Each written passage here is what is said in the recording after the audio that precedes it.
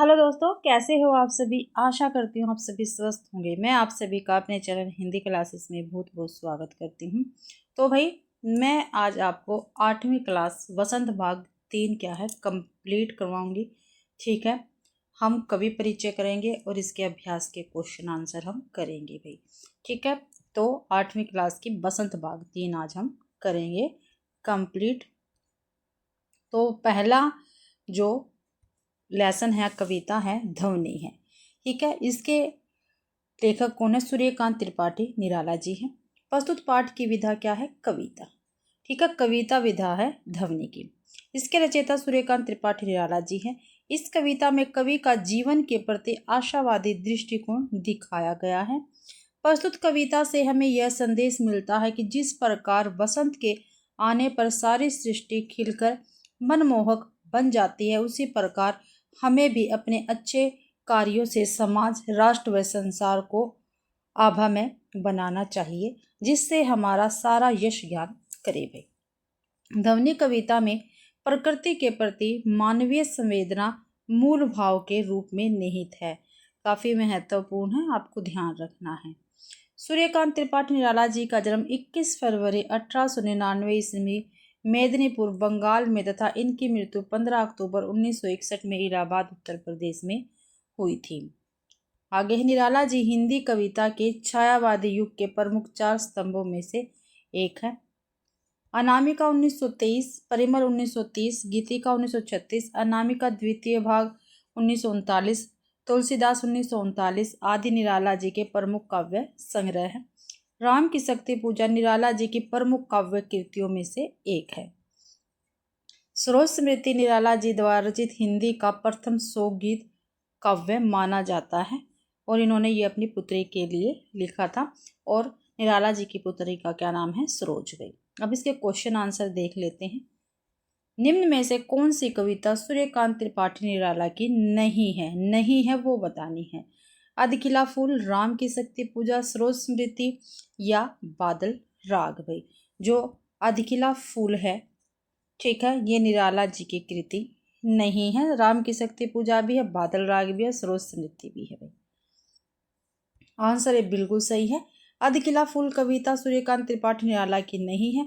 अधकिला फूल 1907 में प्रकाशित ठेठ हिंदी का ठाठ 1899 में प्रकाशित अयोध्या सिंह उपाध्याय हरिओ जी के उपन्यास है ये। ठेठ हिंदी का ठाठ उपन्यास को मुहावरों का पाठ्य पुस्तक कहा जाता है। ठीक है, मुहावरों का पाठ्य पुस्तक किसको कहा जाता है? ठेठ हिंदी का ठाठ उपन्यास को। राम की शक्ति पूजा, सरोज स्मृति, सांध्या सुंदरी, भिक्षुक, जूही की कली आदि निराला की कविताएं हैं। आगे है भाई, निराला जी द्वारा रचित कविता खंडर के प्रति निम्न में से किस प्रकार की विधा है? ठीक है, तो किस प्रकार की है? प्रेम गीत है, रौद्र रूपी कविता, संबोधन गीत है या व्यंग्य गीत है भाई। खंडर के प्रति इसके विषय में पूछा है, तो भाई ये क्या है? संबोधन गीत है। सी आंसर अपना बिल्कुल सही रहेगा। व्याख्या देख रहे हैं, आंसर सी बिल्कुल सही है। निराला की कविता खंडर के प्रति संबोधन गीत है। निराला की प्रमुख रचनाएं हैं अनामिका, परिमल, गीतिका, गीत गुण, सांध्य काकली, जूही की कली, पंचवटी प्रसंग, सरोज स्मृति, राम की शक्ति पूजा, तुलसीदास और कुकुर मुक्ता। निराला को हिंदी में मुक्तक छंद का प्रवर्तक माना जाता है। कुछ आलोचक मुक्तक छंद को रबर या केचुआ छंद भी कहते हैं। आगे है भाई, निराला की ध्वनि कविता उनके किस काव्य संग्रह में संकलित है? जो इनकी ध्वनि कविता है, कौन से काव्य संग्रह में संकलित है, ये हमें बताना है। परिमल में है, अनामिका में है, गीतिका में है या नए पत्ते में है? तो ये भी अनामिका काव्य संग्रह में संकलित है ध्वनि कविता। बी आंसर बिल्कुल सही है। आगे है, निराला की कविता ध्वनि का मूल भाव क्या है? तो इसका मूल भाव क्या है? कवि मनमोजी जीवन जीने के लिए प्रेरणा देता है, कवि झूठ के रास्ते पर चलने की प्रेरणा देता है, कवि युवा वर्ग को आलस्य से दूर कर नए विचारों की प्रेरणा देता है, या कवि युवा वर्ग को बसंत ऋतु का स्वागत करने की प्रेरणा देता है। तो सी आंसर अपना बिल्कुल सही रहेगा। ध्वनि का जो ध्वनि कविता है, इसका मूल भाव है कवि युवा वर्ग को आलस्य से दूर कर नए विचारों की प्रेरणा देता है। सी आंसर अपना बिल्कुल सही है। अगला क्वेश्चन है, ध्वनि कविता किस छायावादी कवि की रचना है? तो भाई किसकी है ये रचना? जयशंकर प्रसाद की, निराला जी की, पंत की या महादेव वर्मा की? तो भाई ये निराला जी की रचना है। ठीक है, ध्वनि कविता भी आंसर ठीक है। ध्वनि कविता छायावादी कवि सूर्यकांत त्रिपाठी निराला की रचना है। निराला को ओज औदात्य तथा विद्रोह का कवि भी कहा जाता है। आगे है, फेरुना निंद्रित कलियों पर जगा एक प्रत्युष मनोहर। उपयुक्त पंक्तियों में प्रत्युष का अर्थ क्या है? तो दोपहर, प्रातःकाल, रात या शाम? तो प्रातः काल रहेगा भाई, बी आंसर सही है अपना। अगला क्वेश्चन है, ध्वनि कविता में कुल कितनी पंक्तियां हैं? तो कुल कितनी पंक्तियां ध्वनि कविता में? 13 है, 11 है, 12 है या 14 है? तो भाई 14 पंक्तियां हैं ध्वनि कविता में। अगला क्वेश्चन है, ध्वनि कविता के आधार पर निंद्रित कलियों का भावार्थ बताइए। ठीक है, तो क्या है? बसंत की बेटियां, नव पल्लवित कलियां, या युवा वर्ग जो कर्तव्य के प्रति सचेत नहीं है, सोए हुए छोटे पुष्प? तो सी आंसर अपना बिल्कुल सही रहेगा, आंसर से सही है। ध्वनि कविता के आधार पर निंद्रित कलियों का भावार्थ युवा वर्ग जो कर्तव्य के प्रति सचेत नहीं है। अगला क्वेश्चन है, मैं ही अपना सौपन मृदुल कर फेरुना निंद्रित कलियों पर जगा एक प्रत्युष मनोहर। उपयुक्त पंक्तियों में मृदुल कर का अर्थ होगा, क्या होगा भाई? कोमल हाथ, कोमल होठ, कोमल पैर या इनमें से कोई नहीं? तो कोमल हाथ भाई, ये आंसर बिल्कुल सही है। आगे से तंद्रालस लालसा खींच लूंगा मैं। उपयुक्त पंक्तियों में तंद्रालस का क्या अर्थ है? अलसाया हुआ, नींद में सोया हुआ, या नींद से उठा हुआ, या नींद में चलता हुआ? तो नींद से अलसाया हुआ, ये आंसर अपना बिल्कुल सही है। आगे क्वेश्चन है, ध्वनि कविता में कलियां किसका प्रतीक है? तो जो ध्वनि कविता है इसमें कलियां किसका प्रतीक है ये आपको बताना है। फूलों का प्रतीक है, बसंत का, प्रातःकाल का या नवयुवक का? ये नवयुवक का प्रतीक है, डी आंसर अपना बिल्कुल सही रहेगा। ध्वनि कविता में कलियां नवयुवकों का प्रतीक है। आगे है, हरे हरे ये पात जालियां कलियां कोमल गात। उपर्युक्त पंक्तियों में कलियां कोमल में कौन सा अलंकार है? तो कौन सा अलंकार रहेगा कलियां कोमल में? अनुप्रास, यमक, सलेस या पुनरुक्ति? तो भाई अनुप्रास अलंकार रहेगा, ये आंसर अपना बिल्कुल सही है। ध्वनि कविता में किस ऋतु का वर्णन है भी? तो पतझड़ का है, ग्रीष्म का है, वसंत ऋतु का है, सीसर का है? तो वसंत ऋतु का वर्णन किया गया है ध्वनि कविता में। अगला क्वेश्चन है, मेरे वन में मृदुल बसंत का क्या आशय है? तो क्या भाई मेरे वन में कोमल बसंत का मौसम है? बसंत का मौसम केवल वन में आता है? बसंत का मौसम केवल एक बार आता है? या वन में मृदुल बसंत की तरह मेरे जीवन में भी नई नई आशाओं का संचार हुआ है? तो डी आंसर बिल्कुल सही रहेगा, डी आंसर बिल्कुल सही है। मेरे वन में मृदुल बसंत का आशय, ठीक है, मेरे वन में मृदुल बसंत का आशय, वन में मृदुल बसंत की तरह मेरे जीवन में भी नई नई आशाओं का संचार हुआ है। ठीक है, तो हमने जो पहला लेसन था, पहली कविता थी अपनी ध्वनि कविता, ये कंप्लीट कर ली है। दूसरा लेसन देखते हैं, लाख की चूड़ियाँ। लेखक है इसके कामता नाथ। तो देखते हैं, प्रस्तुत पाठ की विधा कहानी है। ठीक है, लाख की चूड़ियाँ क्या है? कहानी है। इस कहानी के लेखक कामता नाथ हैं। लाख की चूड़ियाँ कहानी शहरीकरण और औद्योगिक विकास में ग्राम्य उद्योग के उजड़ने की पीड़ा को चित्रित करती है। भी यह कहानी नाते नेहे में रचे बसे गांव के सहज संबंधों में बिखराव और सांस्कृतिक हार्स के आर्थिक कारणों को स्पष्ट करती है। लेखक कामता नाथ का जन्म 22 सितंबर सन 1935 ईस्वी को लखनऊ में तथा इनकी मृत्यु 25 मई 2015 में हुई थी। कामता नाथ ने लाख की चूड़ियाँ के अलावा तीसरी सांस, शिकस्त, रिश्ते नाते, सब ठीक हो जाएगा आदि प्रमुख कहानियाँ लिखी हैं। ठीक है, जो भी लेखक भाई हमारी एनसीईआरटी में दे रखा वो करना आपके लिए काफ़ी महत्वपूर्ण है। उनकी रचनाएं अच्छी तरह से याद होनी चाहिए, उनके जन्म मृत्यु अच्छी प्रकार से याद होना चाहिए, उनका जन्म स्थान अच्छी प्रकार से याद होना चाहिए भाई। कामतानाथ जी ने समुद्र तट पर खुलने वाली खिड़की, सुबह होने तक, एक और हिंदुस्तान, तुम्हारे नाम, पिघलेगी बर्फ नाम से प्रमुख उपन्यास लिखे हैं। ये तो इनकी कहानियां हैं और ये इनके क्या है, उपन्यास, ये आपको ध्यान रखना है। कामतानाथ जी को उत्तर प्रदेश हिंदी संस्थान द्वारा साहित्य भूषण पुरस्कार से भी सम्मानित किया गया था। लाख की चूड़ियां पाठ में लेखक ने बदलू के माध्यम से ग्रामीण क्षेत्र में पारंपरिक कलाओं का पतन दिखाया है। लाख की चूड़ियां पाठ में बदलू लाख की चूड़ियां बनाने की कला के माध्यम से अपने परिवार का भरण पोषण करता था, किंतु कांच की चूड़ियों के चलन से उसका धंधा नष्ट हो गया था भाई। और इसका अभ्यास देख लेते हैं, अभ्यास के प्रश्न हम करेंगे। लाख की चूड़ियां कहानी है, इसके लेखक कौन है? महादेव वर्मा है, चंद्रकांता है, जयशंकर प्रसाद है, कामता नाथ है। तो कामता नाथ रहेंगे। डी आंसर बिल्कुल सही है।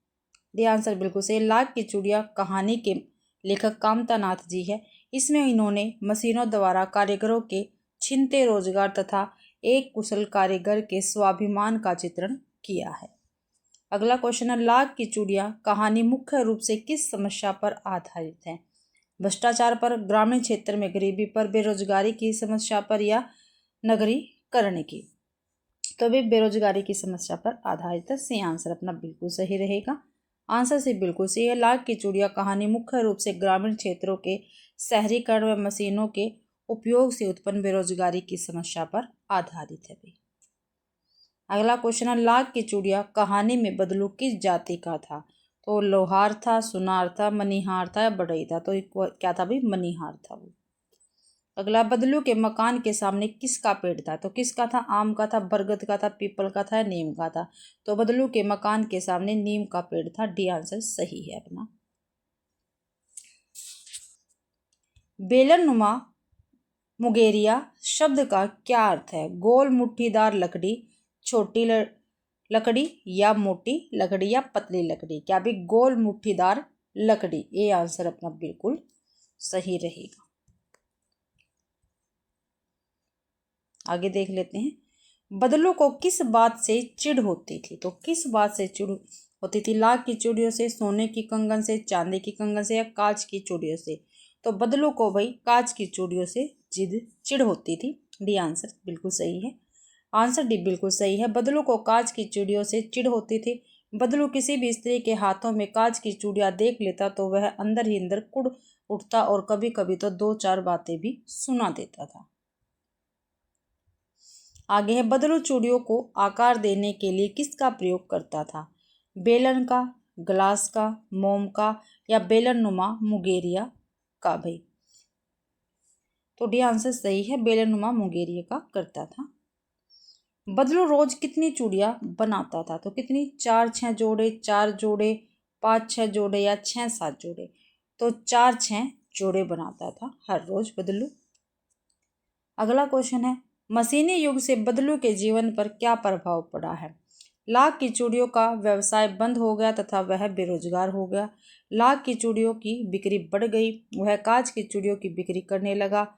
उपयुक्त में से कोई नहीं। तो ए आंसर अपना सही रहेगा। लाख की चूड़ियों का व्यवसाय बंद हो गया तथा वह बेरोजगार हो गया था। आंसर ए बिल्कुल सही है। मशीनी युग से बदलू के जीवन पर यह प्रभाव पड़ा कि लाख की चूड़ियों का व्यवसाय बंद हो गया तथा वह बेरोजगार हो गया। अगला क्वेश्चन है, रज्जो किसकी बेटी थी? तो किसकी बेटी थी रज्जो? जमींदार की थी, मामा की बेटी थी, बदलू की बेटी थी, या जनार्दन की बेटी थी? तो भाई बदलू की बेटी थी रज्जो। रज्जो बदलू की बेटी थी। सी आंसर बिल्कुल सही है अपना। अगला क्वेश्चन है, लाख की चूड़ियां कहानी में बदलू लल्ला को कौन सा फल खाने को देता है? तो केला, जामुन, आम, या अमरूद? तो भाई आम खाने को देता है। आंसर से बिल्कुल सही है। लाख की चूड़ियां कहानी में जो बदलू है वो लल्ला को आम खाने को देता है। अगला क्वेश्चन है, तो भाई जनार्दन लाख की चूड़ियां बनाने वाले को क्या कहकर पुकारता था? बदलू मामा, बदलू, बदलू आएगा यहाँ पे, बदलू काका, बदलू नाना, बदलू भैया। तो भाई जो जनार्दन है वो लाख की चूड़ियां बनाने वाले को बदलू काका कहकर पुकारता था। रिश्ते में तो उसका मामा लगता था, लेकिन अगर गांव के जितने भी बच्चे थे, बड़े बूढ़े थे, वो लाख की चूड़ियां बनाने वाले को बदलू काका कहते थे। इसलिए जो जनार्दन है वो भी भाई लाख की चूड़ी बनाने वाले को बदलू काका ही कहता था। यहाँ पे मिस्टेक है, थोड़ा आप इसको सही कर लेना। अगला क्वेश्चन है, दमा नहीं है मुझे, फसली खांसी है, यही महीने 2 महीने से आ रही है, 10-15 दिन में ठीक हो जाएगी। यदि यह कथन लाख की चूड़ियां पाठ में किसका है? तो लल्ला का है, बदलू का है, राजो, रज्जो आएगा यहाँ पे, इनमें से कोई नहीं। तो भाई ये कथन बदलू का है, बी आंसर बिल्कुल सही है। आगे है, लाख की चूड़ियां के मुकाबले कांच की चूड़ियों का चलन अधिक क्यों हो गया है? क्योंकि वह देखने में सुंदर थी, क्योंकि वह महिलाओं को अधिक प्रिय है, क्योंकि लाख की चूड़ियों को पहनने वाली महिलाओं की संख्या दिनों दिन घटती जा रही है, इनमें से सभी। तो भाई ये सभी के सभी ऑप्शन बिल्कुल सही है। ठीक है,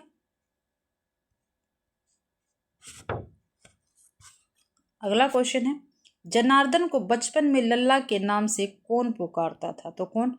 बदलू, रज्जो, जनार्दन की माता या जनार्दन के पिता। तो बदलू जो है वो जनार्दन को बचपन में लल्ला कहकर पुकारते थे। ये आंसर बिल्कुल सही है। तो भाई लाख की चूड़ियां जो है कंप्लीट हो गया है। आगे है बस की यात्रा।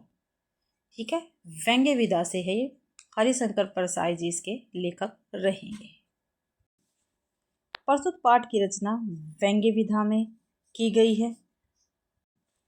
इस व्यंग्य के लेखक हरिशंकर परसाई है। कौन है? हरिशंकर परसाई है। सुप्रसिद्ध व्यंग्यकार हरिशंकर परसाई जी ने अपनी इस रचना में यातायात की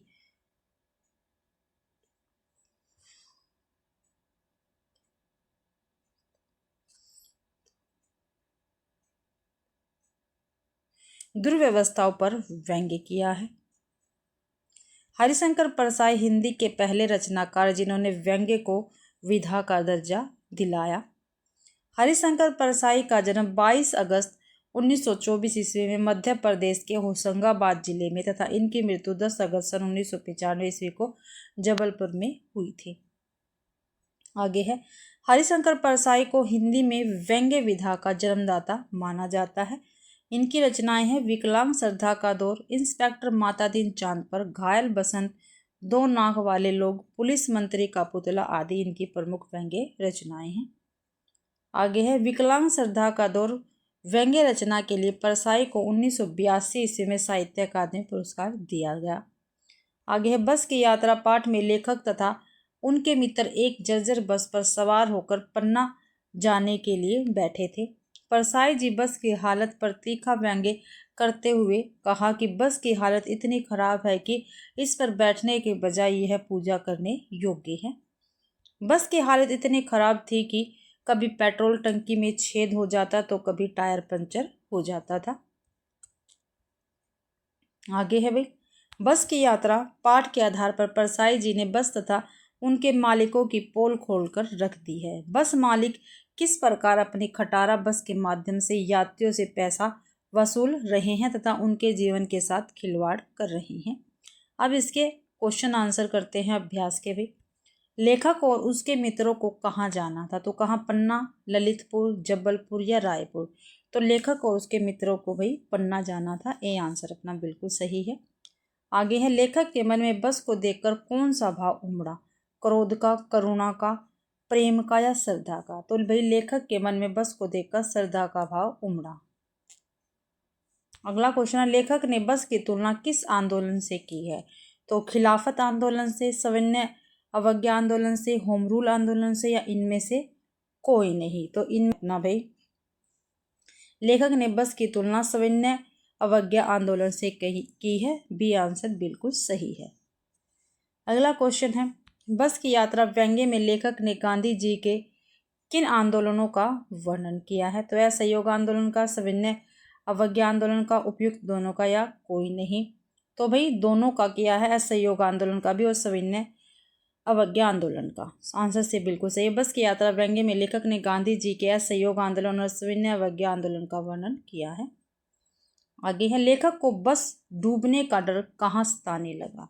ठीक है, लेखक को बस डूबने का डर कहाँ सताने लगा? पुलिया पर, झील में, नदी में या समुद्र में? तो भाई झील में, बी आंसर सही है। लेखक के अनुसार किसी क्रांतिकारी आंदोलन के नेता में कौन से गुण होने चाहिए? साहस और बलिदान, त्याग और परोपकार, सच्चाई और साहस, बेईमान और असत्य भाषी। तो भाई लेखक के अनुसार किसी क्रांतिकारी आंदोलन के नेता में साहस और बलिदान होना चाहिए। ये आंसर अपना बिल्कुल सही है। अगला क्वेश्चन है, बस की यात्रा व्यंग्य में कुल कितने लोग शाम की बस से यात्रा करने जा रहे थे? ठीक है, तो कितने थे? 6 थे, 5 थे, 7 थे या 15 थे? बस की यात्रा व्यंग्य में कुल 5 लोग शाम की बस से यात्रा करने जा रहे थे। कितने थे भी? 5 थे, ध्यान रखना है। आगे क्वेश्चन है, बस की यात्रा व्यंग्य में पन्ना से सतना के लिए बस कितनी देर बाद मिलती है? ठीक है, बस की यात्रा व्यंग्य में पन्ना से सतना के लिए बस कितनी देर बाद मिलती है? 2 घंटे बाद, 1 घंटे बाद, 4 घंटे बाद या 3 घंटे बाद? तो भाई 1 घंटे बाद मिलती है, बी आंसर सही है। बस की यात्रा व्यंग्य में पन्ना से सतना के लिए बस 1 घंटे बाद मिलती है। आगे है, बस की यात्रा हरिशंकर परसाई की किस विधा की रचना है? तो व्यंग्य है, कहानी है, आत्मकथा या जीवनी है? तो ये क्या है? एक व्यंग्य है। ये आंसर अपना बिल्कुल सही रहेगा। आगे है, बस की यात्रा पाठ में बस कंपनी के कौन सवार थे? तो कौन सवार थे भाई बस कंपनी के बस में? चौकीदार थे, दावेदार थे, मालिक थे या हिस्सेदार थे? तो भाई हिस्सेदार सवार थे बस की यात्रा पाठ में। बस कंपनी के एक हिस्सेदार भी सवार थे। आगे है, समझदार आदमी इस शाम वाली बस से सफर नहीं करते। रेखांकित शब्द क्या है? समझदार आदमी क्या है? रेखांकित शब्द है। ये हमें बताना है क्या है? संज्ञा है, सर्वनाम है, विशेषण है, क्रिया? तो भाई ये विशेषण है। ठीक है, समझदार आदमी रेखांकित क्या शब्द क्या है? विशेषण है ये। ठीक है, आदमी की विशेषता क्या है? समझदार है वो आदमी। आगे है, लेखक को ऐसा क्यों लग रहा था कि हम इंजन के भीतर बैठे हैं? तो क्यों लग रहा था? सर्दी के कारण, परेशानी के कारण, शोर और कंपन के कारण, उनके उम्र के कारण? तो शोर और कंपन के कारण लेखक को ऐसा लग रहा था कि हम इंजन के भीतर बैठे हैं। आगे है, बस की यात्रा पाठ में बस कहाँ खराब हो गई थी? तो कहाँ खराब हो गई थी? जंगल में, गांव में, झील के पास या पुलिया के पास? तो बस की यात्रा पाठ में बस पुलिया पर खराब हो गई थी। डी आंसर अपना बिल्कुल सही है। अगला क्वेश्चन है, डरो मत, बस अनुभवी है, नई नवेली बसों से ज्यादा विश्वसनीय है, हमें बेटों की तरफ प्यार से गोद में ले जाएगी। यह कथन बस यात्रा पाठ में किसने कहा है? तो डॉक्टर मित्र ने, बस कंपनी के हिस्सेदार ने, बस के ड्राइवर ने या इनमें से कोई नहीं? भाई तो भाई ये कथन डॉक्टर मित्र ने कहा है। ये आंसर अपना बिल्कुल सही रहेगा।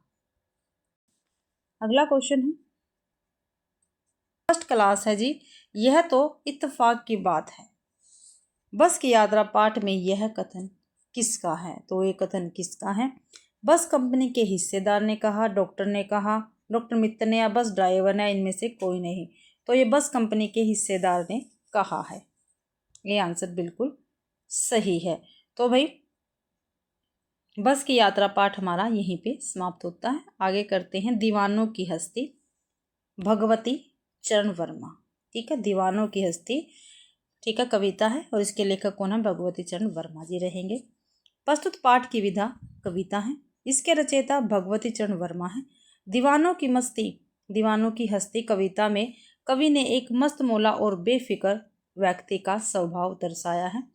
कवि सांसारिक नहीं, वे दीवाने हैं, वह संसार के सभी बंधनों से मुक्त है। इस कविता में यह संदेश देते कि हमें अपनी सफलता और असफलता का श्रेय स्वयं को ही देना चाहिए। भगवती चरण वर्मा का जन्म 30 अगस्त 1903 ईस्वी में सफीपुर तथा इनकी मृत्यु 5 अक्टूबर 1981 ईस्वी में दिल्ली में हुई थी। पतन चित्रलेखा, भूले बिसरे चित्र, सभी नचावत, राम गोसाई आदि इनके चर्चित उपन्यास है। दीवानों की हस्ती कविता में कवि जीवन के हर परिस्थितियों में मस्त रहने का संदेश देता है। दीवानों की हस्ती पाठ में दीवाने किसी भी सांसारिक बंधन में बंधना नहीं चाहते, वे अपने लिए नई राह का निर्माण करते हैं। अब इसके प्रश्न देख लेते हैं। पहला क्वेश्चन है, हम दीवानों की क्या हस्ती है, आज यहाँ कल वहाँ चले, पंक्तियाँ किस रचनाकार की? काफ़ी महत्वपूर्ण पंक्तियाँ, काफ़ी बार पेपर में पूछी गई है। रघुवीर सहाय की, जयशंकर प्रसाद की, यज्ञ की या भगवती चरण वर्मा की? तो ये पंक्तियाँ भगवती चरण वर्मा की रहेगी। डी आंसर सही है अपना। हम दीवानों की क्या हस्ती, आज यहाँ कल वहाँ चले, पंक्तियाँ भगवती चरण वर्मा जी की प्रसिद्ध कविता दीवानों की हस्ती से ली गई है, जिसमें कवि ने दीवानों के मस्त मौला जीवन पर प्रकाश डाला है।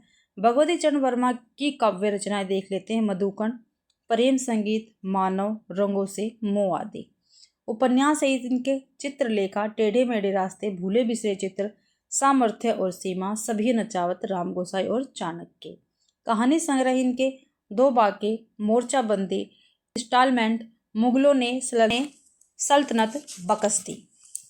नाटक है वसीयत, रुपया तुम्हें खा गया, सबसे बड़ा आदमी। रघुवीर सहाय की काव्य रचनाएं हैं सीढ़ियों पर धूप में, आत्महत्या के विरुद्ध, हंसो हंसो जल्दी हंसो, एक समय था आदि। आगे की काव्य रचनाएं हैं भगनदूत, चिंता, इत्यलम, इंद्रधनुष रोंदे हुए और आंगन के पार द्वार। आगे देखते हैं। सबसे बड़ा आदमी किसके द्वारा लिखित एकांकी है? सबसे बड़ा आदमी किसके द्वारा लिखित एकांकी है? ठीक है, तो उपेंद्र नाथ अश्क, सेठ गोविंदास, राम कुमार वर्मा या भगवती चरण वर्मा? तो भगवती चरण वर्मा द्वारा लिखित एकांकी है सबसे बड़ा आदमी। आंसर डी बिल्कुल सही है। सबसे बड़ा आदमी एकांकी भगवती चरण वर्मा द्वारा लिखित है। मैं और केवल मैं तथा दो कलाकार इनकी अन्य एकांकियां हैं। यहाँ ध्यान रखना, मैं और केवल मैं तथा दो कलाकार इनकी अन्य एकांकी है। ठीक है, सबसे बड़ा आदमी तो हो गया और उसके अलावा ये दो और एकांकी है। उपेंद्र नाथ अश्क के महत्वपूर्ण एकांकियां देख लेते हैं। जोक, आपस का समझौता, अंधी गली, लक्ष्मी का स्वागत, खिड़की आदि। डॉक्टर राम कुमार वर्मा के रेशमी टाई एकांकी संग्रह से एकांकी के चतुर्थ चरण का सूत्रपात हुआ है। आगे है, व्यक्तिक प्रेम की कविता लिखने वाले कवि कौन है? तो कौन है? रामधारी सिंह दिनकर, सोहनलाल द्विवेदी, भगवती चरण वर्मा या महेश चंद्र प्रसाद? तो भगवती चरण वर्मा जी रहेंगे। सी आंसर बिल्कुल सही है। दीवानों की हस्ती कविता के लेखक कौन है? जयशंकर प्रसाद, सुमित्रानंदन पंत, हरिवंश राय बच्चन या भगवती चरण वर्मा? तो दीवानों की हस्ती कविता के लेखक है भगवती चरण वर्मा। आगे है, दीवानों के साथ साथ क्या चलता है? तो धन चलता है, सवार चलता है, धूल चलती है, मस्ती का आलम चलता है। दीवानों के साथ साथ भी मस्ती का आलम चलता है। डी आंसर बिल्कुल सही है। दीवाने क्या उड़ाते चलते हैं? तो हवाई जहाज, धूल, पतंग, फूल। तो दीवाने क्या भाई, धूल उड़ाते चलते हैं। बी आंसर सही है। उर शब्द का शाब्दिक अर्थ क्या है? उर तो क्या होता है? हृदय। उर शब्द का शाब्दिक अर्थ होता है हृदय। सुख दुख में कौन सा समास है? द्वंद्व समास है। डी आंसर सही है। दीवानों को किस बात का पछतावा है?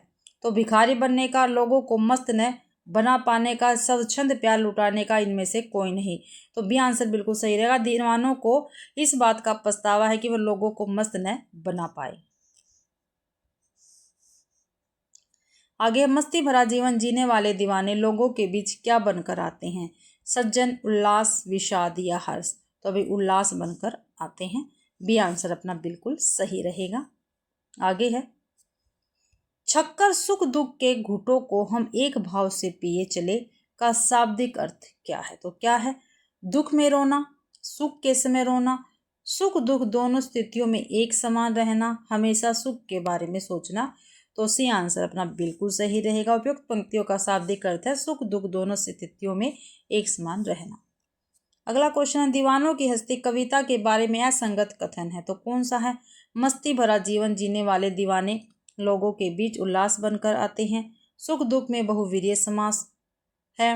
कवि स्वयं के बंधन को तोड़ चलता है। कवि भिखमंगों की दुनिया में स्वच्छंद प्यार लुटाता है। तो असंगत बताना था। तो सुख दुख में बहुवीर्य समास है, ये क्या है? गलत है, बल्कि इसमें द्वंद्व समास है। अगला क्वेश्चन है, दीवानों की क्या हस्ती कविता के बारे में असंगत कथन कौन सा है? तो कौन सा है संगत बताना आपकी बात। दीवाने सामाजिक जीवन व्यतीत करना चाहते हैं। दीवानों का आना कष्टदायक होता है। दीवानों का हृदय संवेदनशील और भावुक होता है। इनमें से कोई नहीं। तो सी अपना बिल्कुल सही रहेगा। सी आंसर बिल्कुल सही है। दीवानों का हृदय संवेदनशील और भावुक होता है। दीवानों की हस्ती के बारे में संगत कथन है। दीवाने स्वच्छंद जीवन जीना चाहते हैं। दीवानों का आना उल्लास से पूर्ण होता है। तो इसी के साथ भाई ये लेसन भी अपना समाप्त होता है। हम दीवानों की क्या हस्ती। अगला लेसन है चिट्ठियों की अनूठी दुनिया, अरविंद कुमार सिंह। ठीक है, ये इनका निबंध है, अरविंद कुमार सिंह का चिट्ठियों की अनूठी दुनिया। तो देख लेते हैं भाई। प्रस्तुत पाठ की विधा क्या है? निबंध है। इस निबंध के लेखक अरविंद कुमार सिंह है। चिट्ठियों की अनूठी दुनिया में संवाद माध्यमों की विकास यात्रा का रोचक विवरण किया गया है। मनुष्य के पास अनेक संचार के साधन है, फिर भी मनुष्य पत्रों का सहारा जरूर लेता है। भाषा के आधार पर पत्रों के अलग अलग नाम हैं। तेलुगु में उत्तरम, कन्नड़ में कागज, संस्कृत में पत्तर, उर्दू में खत, तमिल में कड़िद कहा जाता है पत्रों को। भाई ये नाम आपको याद रखने, पेपर में पूछे जा सकते हैं। भारत में प्रतिदिन लगभग 4 करोड़ पत्र डाक में डाले जाते हैं, जो इसकी लोकप्रियता का प्रमाण है। पत्र संस्कृति विकसित करने के लिए इसे स्कूली पाठ्यक्रम में शामिल किया गया है। विश्व डाक संघ ने 1972 से 16 वर्ष से कम उम्र वाले बच्चों के लिए पत्र लेखन प्रतियोगिता का आयोजन शुरू किया। भाई ये भी याद रखना, क्योंकि पाठ में दे रखा आपके में। मोबाइल फोन के आविष्कार से पारिवारिक पत्रों की संख्या में कमी आई है, पर व्यापारिक पत्रों की संख्या बढ़ती जा रही है। पत्रों के आधार पर अनेक किताबें लिखी गई हैं। पत्र दस्तावेज जैसा ही महत्व रखते हैं। आगे है भाई, निराला के पत्र हमको लिखियो है कहाँ। ठीक है, निराला का पत्र है भैया, हमको लिखियो है कहाँ। पत्र के 200 पत्र बच्चन के नाम। सुमित्रानंदन पंत जी का पत्र है 200 पत्र बच्चन के नाम आदि इसके प्रमाण हैं। प्रेमचंद नवोदित लेखकों को पत्र के माध्यम से प्रेरित करते थे। नेहरू, गांधी, टैगोर के पत्र प्रेरणा स्रोत होते थे। महात्मा गांधी और रविंद्रनाथ टैगोर के बीच 1915 से 1941 ईस्वी के बीच पत्राचार का संग्रह महात्मा और कवि के नाम से प्रकाशित हुआ था। ठीक है, काफी महत्वपूर्ण है भाई। महात्मा गांधी और रविंद्रनाथ टैगोर के बीच जो पत्राचार हुआ था उसका संग्रह महात्मा और कवि के नाम से प्रकाशित हुआ। ठीक है, ध्यान रखना है। आगे है, स्वतंत्रता प्राप्ति के पश्चात पत्रों के आदान प्रदान का सिलसिला तेज हुआ। तमाम सरकारी विभागों की तुलना में सबसे ज्यादा गुडविल डाक विभाग की ही है भाई। अब क्वेश्चन आंसर देखते हैं इनके। चिट्ठियों की अनूठी दुनिया निबंध के लेखक कौन है?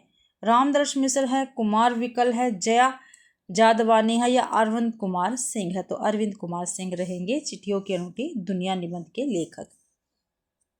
आगे है, चिट्ठियों की अनूठी दुनिया निबंध से संबंधित असंगत कथन कौन से है? असंगत कथन बताना है जो गलत है। पत्र को उर्दू में खत कहते हैं, बिल्कुल कहते हैं। पत्र संचार का प्राचीनतम साधन है, बिल्कुल है। पत्र को कन्नड़ में कागज तथा तेलुगु में उत्तरम, जाबू और लेख कहते हैं, ये भी बिल्कुल ठीक है। तमिल में पत्र को पत्र कहते हैं, ये क्या है? गलत है भाई। क्या है? गलत है, बल्कि तमिल में पत्र को कड़िद कहा जाता है। यहाँ पे देख लेते हैं व्याख्या में। आंसर डी क्या है? गलत है, यानी क्वेश्चन तो बिल्कुल ठीक है, आंसर यही आएगा डी। तमिल में पत्र को पत्र कहते हैं। चिट्ठियों की अनूठी दुनिया निबंध से संबंधित असंगत है। चिट्ठियों की अनूठी दुनिया निबंध में पत्र को तमिल में कड़िद कहा जाता है और संस्कृत में पत्र कहते हैं भाई। अगला क्वेश्चन है, पहला है 1953 में गांधी जी ने सही कहा था कि हजारों सालों तक संचार का साधन केवल हरकाने या रनर्स या फिर तेज घोड़े रहें। भारत में प्रतिदिन 4.5 करोड़ चिट्ठियां डाक में डाली जाती है। तो इनमें से कौन सा कथन सही है? तो भाई इसमें से केवल ए सही है, 2 सही है, 3 पहला और दूसरा सही है, या पहला और दूसरा दोनों ही गलत है? तो ओनली बी केवल 2 सही है, बल्कि जो पहला कथन है गांधी जी ने नहीं कहा है, पंडित जवाहरलाल नेहरू जी ने कहा है। ठीक है, सन 1953 में सही कहा था कि हजारों सालों तक संचार का साधन केवल हरकारे या रनर्स या फिर तेज घोड़े रहे हैं। ये गांधी जी ने नहीं, जवाहरलाल नेहरू ने कहा था। आगे क्वेश्चन है, निम्न में से किन क्षेत्रों को पत्रों ने प्रभावित किया है? तो किन ने किया है? साहित्य के क्षेत्र को, कला और राजनीति के क्षेत्र को, दोनों को, या इनमें से कोई नहीं? तो भाई साहित्य के क्षेत्र को, कला तथा राजनीति के क्षेत्र को, ठीक है, पत्रों ने प्रभावित किया, यानी दोनों आएगा। सी आंसर अपना बिल्कुल सही रहेगा। व्याख्या में भी देख लेते हैं। आंसर सी बिल्कुल सही है। साहित्य, कला और राजनीति तीनों क्षेत्रों को पत्र ने प्रभावित किया है।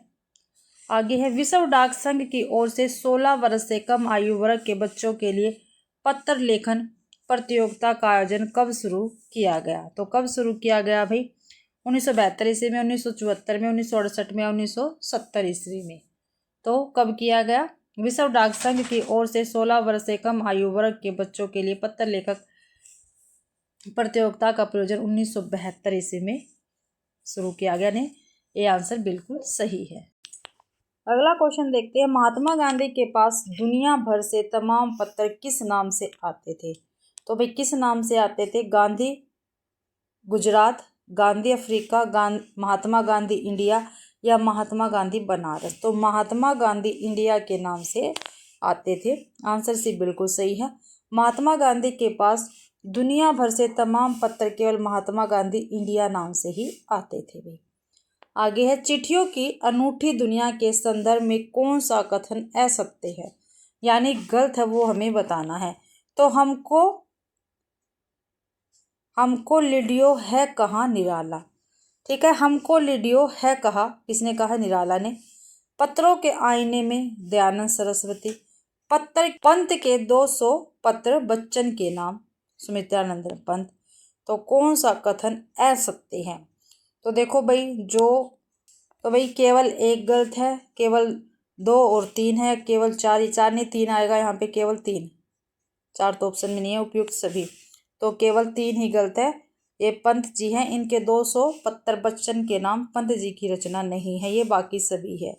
ठीक है, ये दोनों ठीक है, क्योंकि ये हरिवंश राय बच्चन जी का पत्र संग्रह है, जिसमें पंत और बच्चन के पत्रों का संकलन है। आगे है, 1915 से 1941 के बीच महात्मा गांधी और रविंद्रनाथ टैगोर के बीच पत्राचार का संग्रह किस नाम से प्रकाशित हुआ था? तो किस नाम से प्रकाशित हुआ? महात्मा और कवि, महात्मा, टैगोर और गांधी, गांधी के खत, तो महात्मा और कवि के नाम से प्रकाशित हुआ था। ये आंसर बिल्कुल सही है। 1915 से 1941 के बीच महात्मा गांधी और रविंद्रनाथ टैगोर के बीच पत्राचार का संग्रह महात्मा और कवि नाम से प्रकाशित हुआ था भाई। आगे, ढाणी शब्द का शाब्दिक अर्थ क्या है? तो क्या होता है? स्थायी निवास, अस्थायी निवास, पक्का घर या आलीशान घर? तो अस्थायी निवास भाई। ढाणी शब्द का शाब्दिक अर्थ है अस्थायी निवास। बी आंसर सही है। आगे क्वेश्चन है, चिट्ठियों की अनूठी दुनिया पाठ में मनी ऑर्डर लेकर घर तक पहुंचाने वाले डाकियों को किस रूप में देखा जाता है? तो किस रूप में देखा जाता है? देवदूत के रूप में, सामान्य व्यक्ति के रूप में, स्वार्थी व्यक्ति के रूप में, या इनमें से कोई नहीं? तो भी देवदूत के रूप में देखा जाता है। ये आंसर अपना बिल्कुल सही है।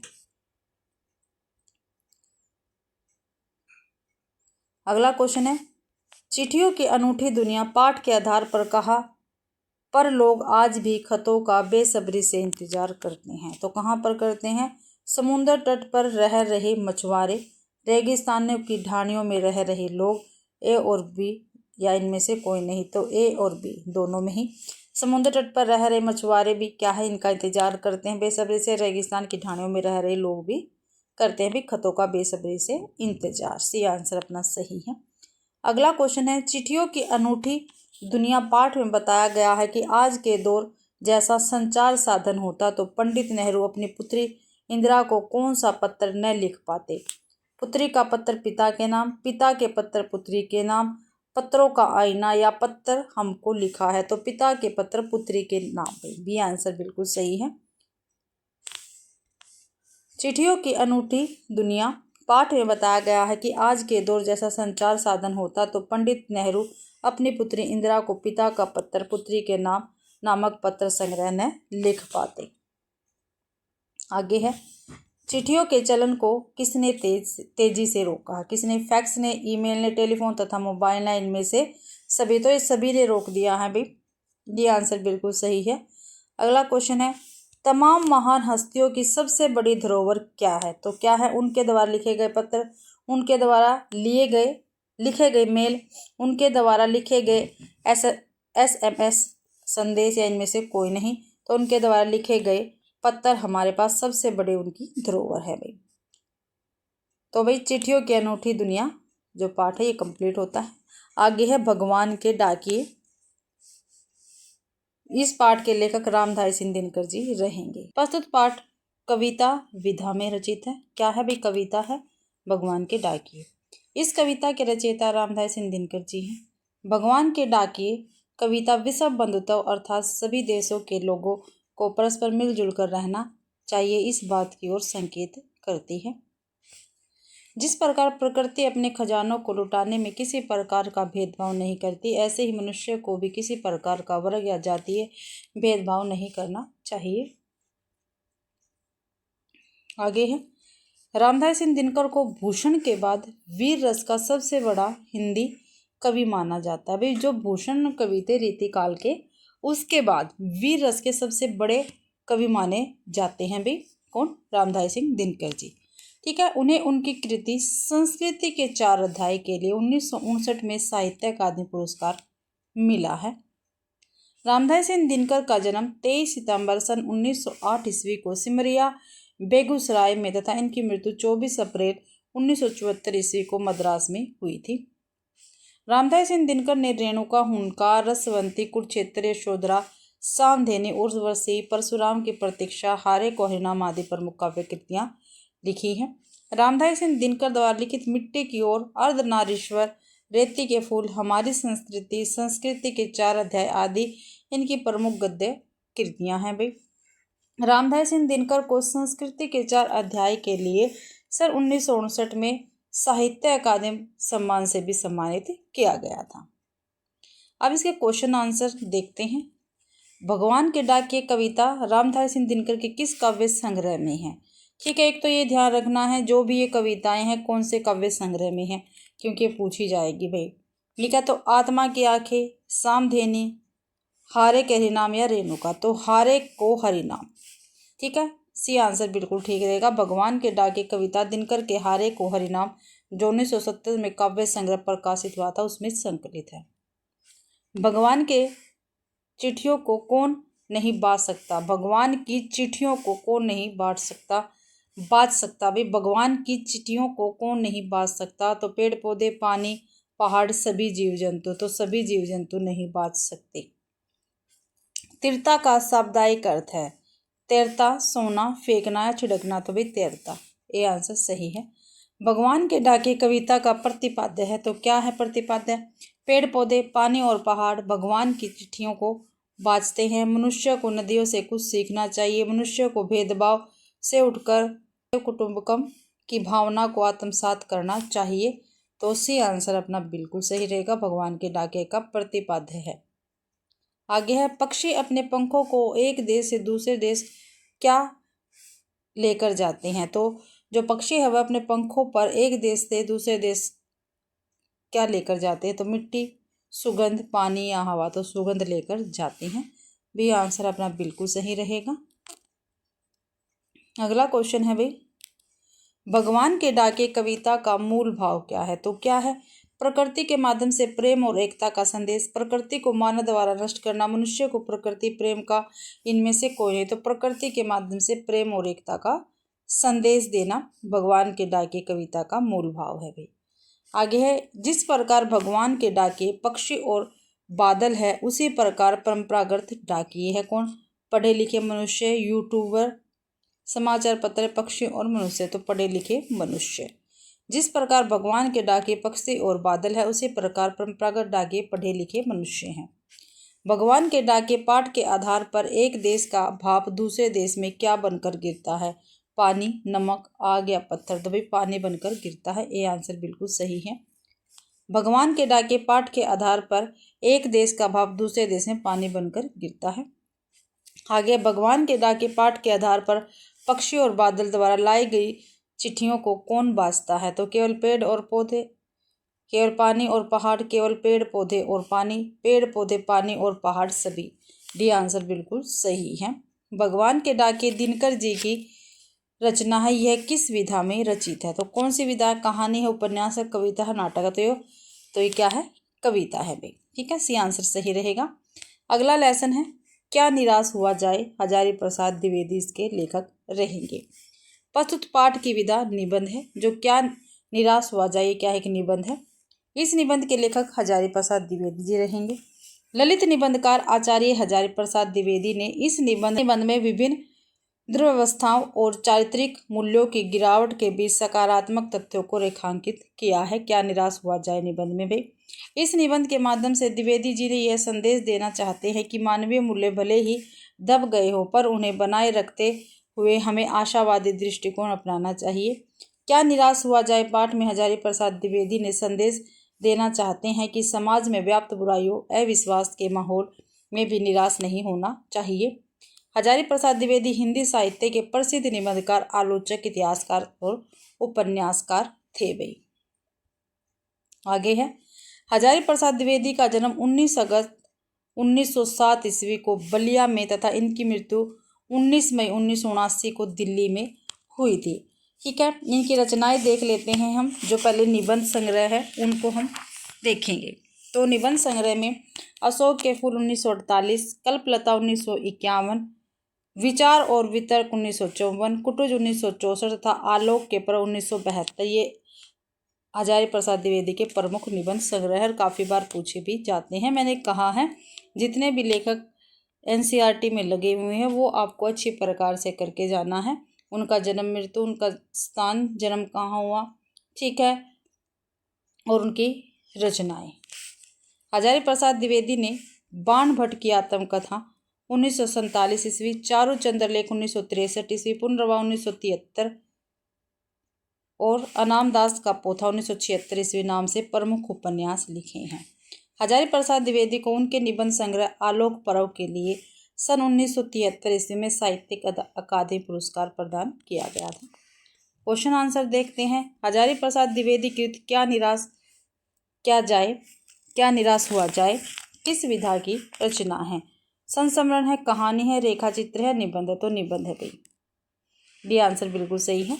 लेखक ने किसको मूर्खता का प्राय कहा है? तो किसको? ईमानदारी का, बेईमानी का, झूठ तथा फरेब का या धर्म भीरू का? तो ईमानदारी का भाई।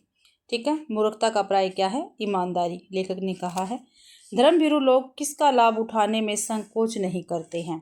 तो बेईमानी का, कानून की त्रुटियों का लाभ, भौतिक वस्तुओं के संग्रहण का या राजनीतिक लाभ का? तो कानून की त्रुटियों का।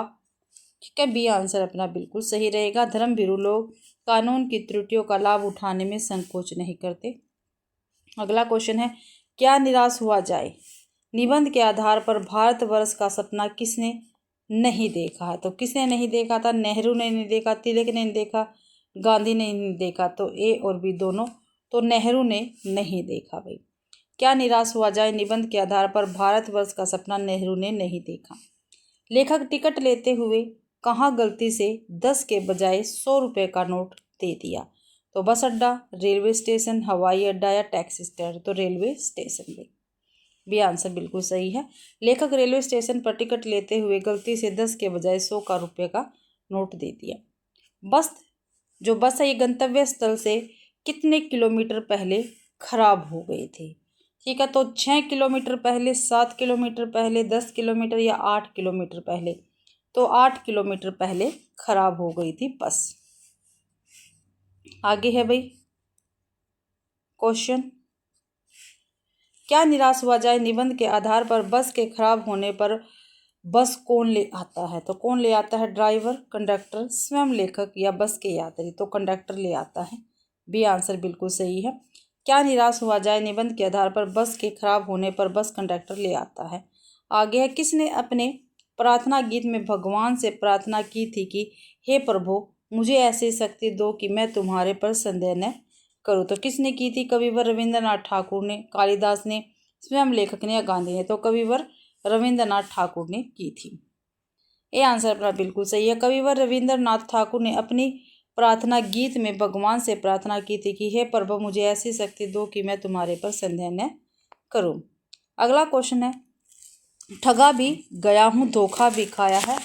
क्या भी ठगा भी गया हूँ धोखा भी खाया, परंतु बहुत कम सतलों पर विश्वासघात नाम की चीज मिलती है।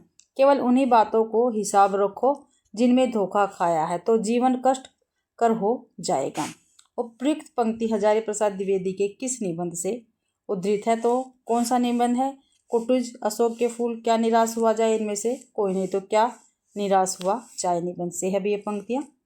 आगे है, कैसे कहूँ कि दुनिया से सच्चाई और ईमानदारी लुप्त हो गई है, वैसी अनेक अवांछित घटनाएं भी हुई है, परंतु यह एक घटना ठगी और वंचना की अनेक घटनाओं से अधिक शक्तिशाली है। उपयुक्त पंक्ति किस निबंधकार द्वारा लिखा गई है भाई? तो किस निबंधकार की ये पंक्तियां रहेगी?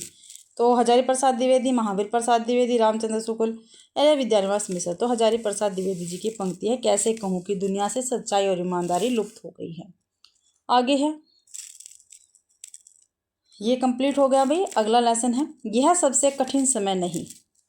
यह सबसे कठिन समय नहीं, ठीक है। लेसन है, जया जादवानी इसकी लेखिका रहेगी। इनका प्रस्तुत पाठ कविता विधा में रचित है, ठीक है। यह सबसे कठिन समय नहीं, यह क्या एक कविता है। इस कविता की कवित्री जया जादवानी है। इस कविता में जिजीविषा मूल भाव के रूप में निहित है। यह सबसे कठिन समय नहीं कविता का मुख्य विषय आशा और सकारात्मकता है भाई। कवित्री जया जादवानी ने कठिन समय में भी धैर्य और विश्वास बनाए रखने की प्रेरणा दी है। जया जादवानी का जन्म 1 मई 1959 ईस्वी को शहडोल जिला मध्य प्रदेश में हुआ था। आगे है, जया जादवानी ने मैं शब्द हूँ, अनंत संभावनाओं के बाद भी उठता है कोई, एक मुट्ठी ऐश्वर्य आदि प्रमुख कविता संग्रह लिखे हैं। मुझे ही होना है बार बार, अंदर के पानियों में कोई सपना कांपता है, मैं अपनी मिट्टी में खड़ी हूँ, कंधे पर अपना हल लिए आदि प्रमुख जया जादवानी की प्रमुख कहानी संग्रह है। तो ऊपर वाली कविताएं हैं और ये कहानी संग्रह है।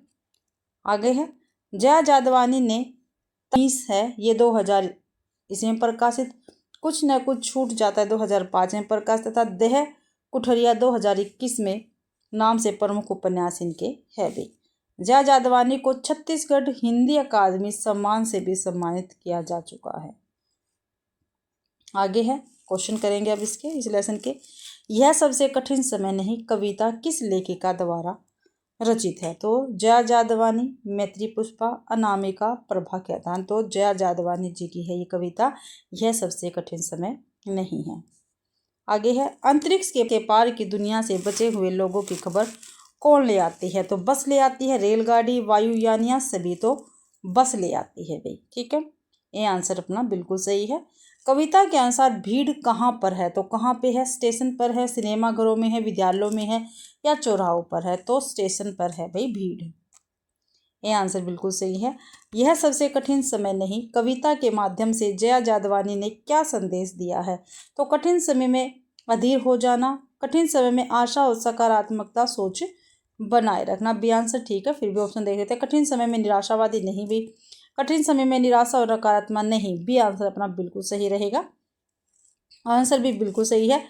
यह सबसे कठिन समय नहीं कविता के माध्यम से जया जादवानी ने कठिन समय में आशा और सकारात्मक सोच बनाए रखने का संदेश दिया है। यह सबसे कठिन समय नहीं कविता का मुख्य विषय क्या है? निराशावादी, कठिनाइयों का सामना करने की प्रेरणा, आशा और सकारात्मकता, संघर्षों का भावपूर्ण वर्णन। तो आशा और सकारात्मकता है, सी आंसर बिल्कुल सही रहेगा मुख्य विषय। आगे देखते हैं भी, क्वेश्चन है, जया जादवानी ने अपनी कविता यह सबसे कठिन समय नहीं की शुरुआत किस भावना से की है? तो भाई सकारात्मक, नकारात्मक, राष्ट्र प्रेम या इनमें से कोई नहीं। तो सकारात्मक भाव से की है, ये आंसर सही है। चिड़िया की चोंच में तिनका। चिड़िया की चोंच में तिनका किसका प्रतीक है? तो सत्य और बुद्धिमानी का, आशा और निर्माण का, घोंसला निर्माण का या चरित्र निर्माण का? तो आशा और निर्माण का प्रतीक है चिड़िया की चोंच में तिनका। अगला क्वेश्चन है, इस कविता के अनुसार सदियों से दुनिया में तमाम बच्चों को कौन कहानियां सुना रहा है? मामा, पिता, बूढ़ी नानी या माँ? तो भाई जो बूढ़ी नानी है ये सी आंसर सही है। इस कविता के अनुसार सदियों से दुनिया में तमाम बच्चों को बूढ़ी नानी कहानी सुना रही है भाई। ठीक है, ये लेसन कंप्लीट है। आगे है कबीर की साखियाँ। लेखक कवि कबीरदास जी रहेंगे। प्रस्तुत दोहों के रचयिता कबीरदास जी। दोहे हैं भैया, उनके रचयिता कबीरदास जी हैं। कबीर जी ने ईश्वर को साक्षी मानकर अपने दोहों की रचना की, इसलिए इनके दोहों को साखी कहा जाता है। साखी का अर्थ है साक्षी अर्थात गवाह। कबीरदास की रचनाओं का संग्रह बीजक नाम से संकलित है। इसका संकलन उनके शिष्य धर्मदास ने सन 1464 ईस्वी में बीजक के 3 भाग है। बीजक नाम से की भाग है साखी, शब्द और रमेनी। साखी साक्षी यानी दोहा है। राजस्थानी पंजाबी मिली खड़ी बोली इसमें है। शब्द में शब्द गैपद है। ब्रज भाषा और पूर्वी बोली है। रमेनी में रामायण है। चौपाई प्लस में दोहा, ब्रज भाषा और पूर्वी बोली में ये लिखित है। कबीरदास का जन्म 1398 ईस्वी में लहर तारा वाराणसी तथा इनकी मृत्यु 1518 ईस्वी को मगध में हुई थी। कबीरदास रामानंद के शिष्य थे, जिन्होंने कबीर को राम नाम का मंत्र दिया था। कबीरदास जी ने एकेश्वरवाद, सामाजिक समानता और धार्मिक सुझाव का संदेश दिया था। कबीरदास जी ने पाखंड, जाति पाति, ऊंच नीच और धार्मिक भेदभाव का खंडन किया तथा मूर्ति पूजा का विरोध किया। कबीरदास हिंदी साहित्य के माध्यम से समाज को सुधारने तथा मानवता को स्थापित करने का संदेश भी दिया था। अब क्वेश्चन आंसर करते हैं। कबीरदास की साखियाँ किस में संकलित है? तो बीजक में, त्रिज्या में, कबीर परिचय में या रमेनी में? तो बीजक में संकलित है। ये आंसर अपना बिल्कुल सही रहेगा। अगला क्वेश्चन है, संत सुधासार के संपादक कौन है? संत सुधासार के संपादक कौन है? परशुराम चतुर्वेदी, वियोगी हरि, धर्मदास या श्याम सुंदर दास? तो वियोगी हरि है भाई। संत सुधासार के संपादक वियोगी हरि है। बी आंसर बिल्कुल सही है। साखी का शाब्दिक अर्थ क्या होता है? कसम, कविता, साक्षी या सोहर? तो साक्षी होता है। सी आंसर बिल्कुल सही है।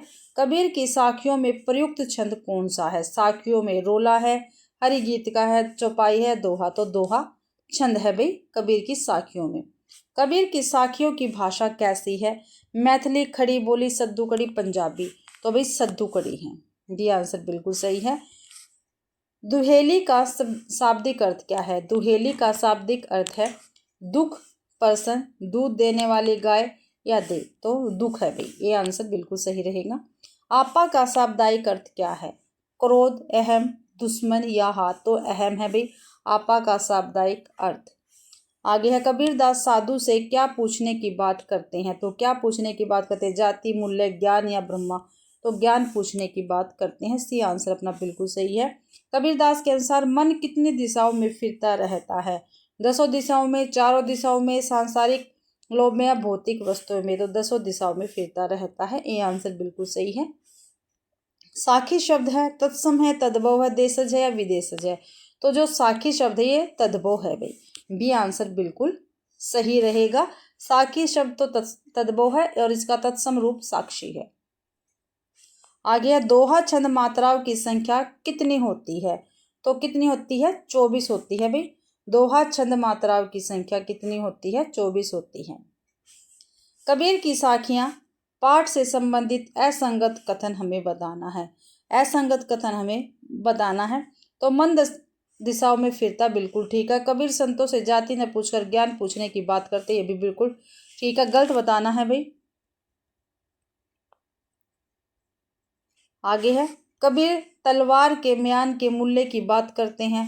कबीर अहंकार को त्यागने की बात करते हैं। डी भी सही है, लेकिन सी जो है ये गलत है, कबीर ने नहीं कहा है। यानी आंसर सी अपना सही है। कबीर तलवार के म्यान के मूल्य की बात करते हैं। कबीर की साखियां पाठ से संबंधित असंगत कथन है ये। कबीर तलवार के मोल का बात करते हैं भाई। क्या है? कबीर तलवार के मोल की बात करते हैं। आगे है, कबीर के दोहों को साखी क्यों कहा जाता है? कबीर ने, ये आंसर सही है रहेगा भाई अपना, कबीर ने श्रोता ईश्वर को साक्षी मानकर अपने दोहों की रचना की है। ये आंसर अपना बिल्कुल सही है। यहाँ पे गल दे रखा, ए बिल्कुल सही है, ए कर लेना। कबीर ने श्रोता ईश्वर को साक्षी मानकर अपने दोहों की रचना की है, इसलिए इनकी दोहों को साखी कहा गया है भाई। क्या कहा गया? साखी कहा गया है। आगे है, माला तो कर में फिरे जीबी फिरे मुख माही, मनुआ तो दहु दिसी फिरे यह तो सुमिर नाही। उपयुक्त पंक्तियों में कबीर ने किसके महत्व की चर्चा की है? तो प्रभु की महत्व की, सांसारिक सुखों की, ज्ञान के महत्व की या माला की महत्व की? तो प्रभु की महत्व की चर्चा की है भाई। तो भाई लेसन कंप्लीट हो गया अपना पाठ। अगला देखते हैं कामचोर। ठीक है, इस्मत चुगताई क्या है? इसके लेखक रहेंगे। प्रस्तुत पाठ कहानी विधा में रचित है। जो कामचोर है ये कहानी विधा से संबंधित है और इस कहानी की लेखिका इस्मत चुगताई जी हैं। यह कहानी एक पारिवारिक समस्या को आधार बनाकर लिखी गई है, जिसमें उधम मचाने वाले बच्चों से होने वाली परेशानियों की रोचक प्रस्तुति है। इस्मत चुगताई उर्दू भाषा की प्रमुख लेखिका है। इस्मत चुगताई का जन्म 21 अगस्त सन 1915 ईस्वी को बदायूं उत्तर प्रदेश में तथा इनकी मृत्यु 24 अक्टूबर सन 1991 ईस्वी को मुंबई में हुई थी। इस्मत चुगताई ने एक बात कलियां, एक रात, छुई मुई शैतान, दो हाथ, दो जखी आदि प्रमुख कहानियां लिखी हैं। टेढ़ी लकीर, जिद्दी, एक कतरा, एक खून, दिल की दुनिया, अजीब आदमी, जंगली कबूतर था, बांदी नाम से इस्मत चुगताई ने प्रमुख उपन्यास लिखा है। इस्मत चुगताई को गालिब पुरस्कार तथा सन 1976 ईस्वी में पद्मश्री सम्मान से भी सम्मानित किया गया है भाई। इस्मत चुगताई ने मध्यम वर्गीय परिवार में पति पत्नी के रिश्ते तथा घरेलू ताने बाने को दिखाया गया है। कामचोर कहानी इस्मत चुगताई द्वारा लिखी गई हास्य व्यंग्य रचना है। कहानी बच्चों के आलसी और कामचोर होने की प्रवृत्ति पर प्रकाश डालती है। कहानी में बच्चों को काम के लिए प्रोत्साहित किया जाता है, लेकिन उनकी अज्ञानता और काम करने की लापरवाही से घर में अराजकता फैल जाती है। आगे देखते हैं। कामचोर कहानी में सब काम नौकरों द्वारा करके दिया जाता है। जब माता पिता बच्चों को काम करने के लिए कहते हैं तो वे बेढंग तरीके से काम करते हैं, जिससे घर की स्थिति खराब हो जाती है। कहानी में माता पिता अपने बच्चों को तरतीब काम से ऊब जाते हैं और उन्हें कोई काम न करने की सलाह देते हैं, जिस कारण बच्चे आलसी तथा कामचोर हो जाते हैं। अब इसके क्वेश्चन आंसर करते हैं। इस्मत चुगताई की कहानी है लाख की चुड़िया, नम प्लेट, जहर ठहरा हुआ या कामचोर? तो भाई कामचोर है, डी आंसर सही है। किसके काम करने पर घर भर में अव्यवस्था फैल गई? अम्मा, चाचा जी, बच्चों या अब्बा मियाँ? तो बच्चों के भी काम करने पर घर में अव्यवस्था फैल गई। आगे है दबेल का शाब्दिक अर्थ क्या है? दब्बू, बलशाली, कामचोर या कमचोर? तो दब्बू है भाई दबेल का शाब्दिक अर्थ। आगे है कामचोर कहानी के आधार पर पूरी बटालियन का कोर्ट मार्शल किसने किया? तो किसने किया? चाचा ने, मौसी ने, अब्बा ने या अम्मा ने? तो भाई अब्बा ने किया था। इसका आंसर बिल्कुल सही है। कामचोर कहानी के आधार पर मुर्गियां कहाँ हाकी गई भाई? तो बाग में, आंगन में, दरबे में या खेत में? तो बाग में हाकी गई भाई, ये आंसर सही है। कामचोर कहानी के आधार पर पलंग पर कौन सोया था? तो कौन सोया था? अम्मा, चाचा, फूफी, मामा? तो भाई पलंग पर चाचा सोया था, भी आंसर अपना बिल्कुल सही है। कामचोर कहानी के आधार पर असंगत कथन देखना हमें।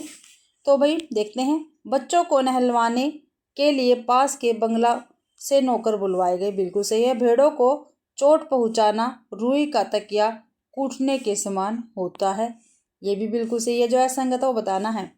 बच्चों ने बाग में झागू लगाने का फैसला किया।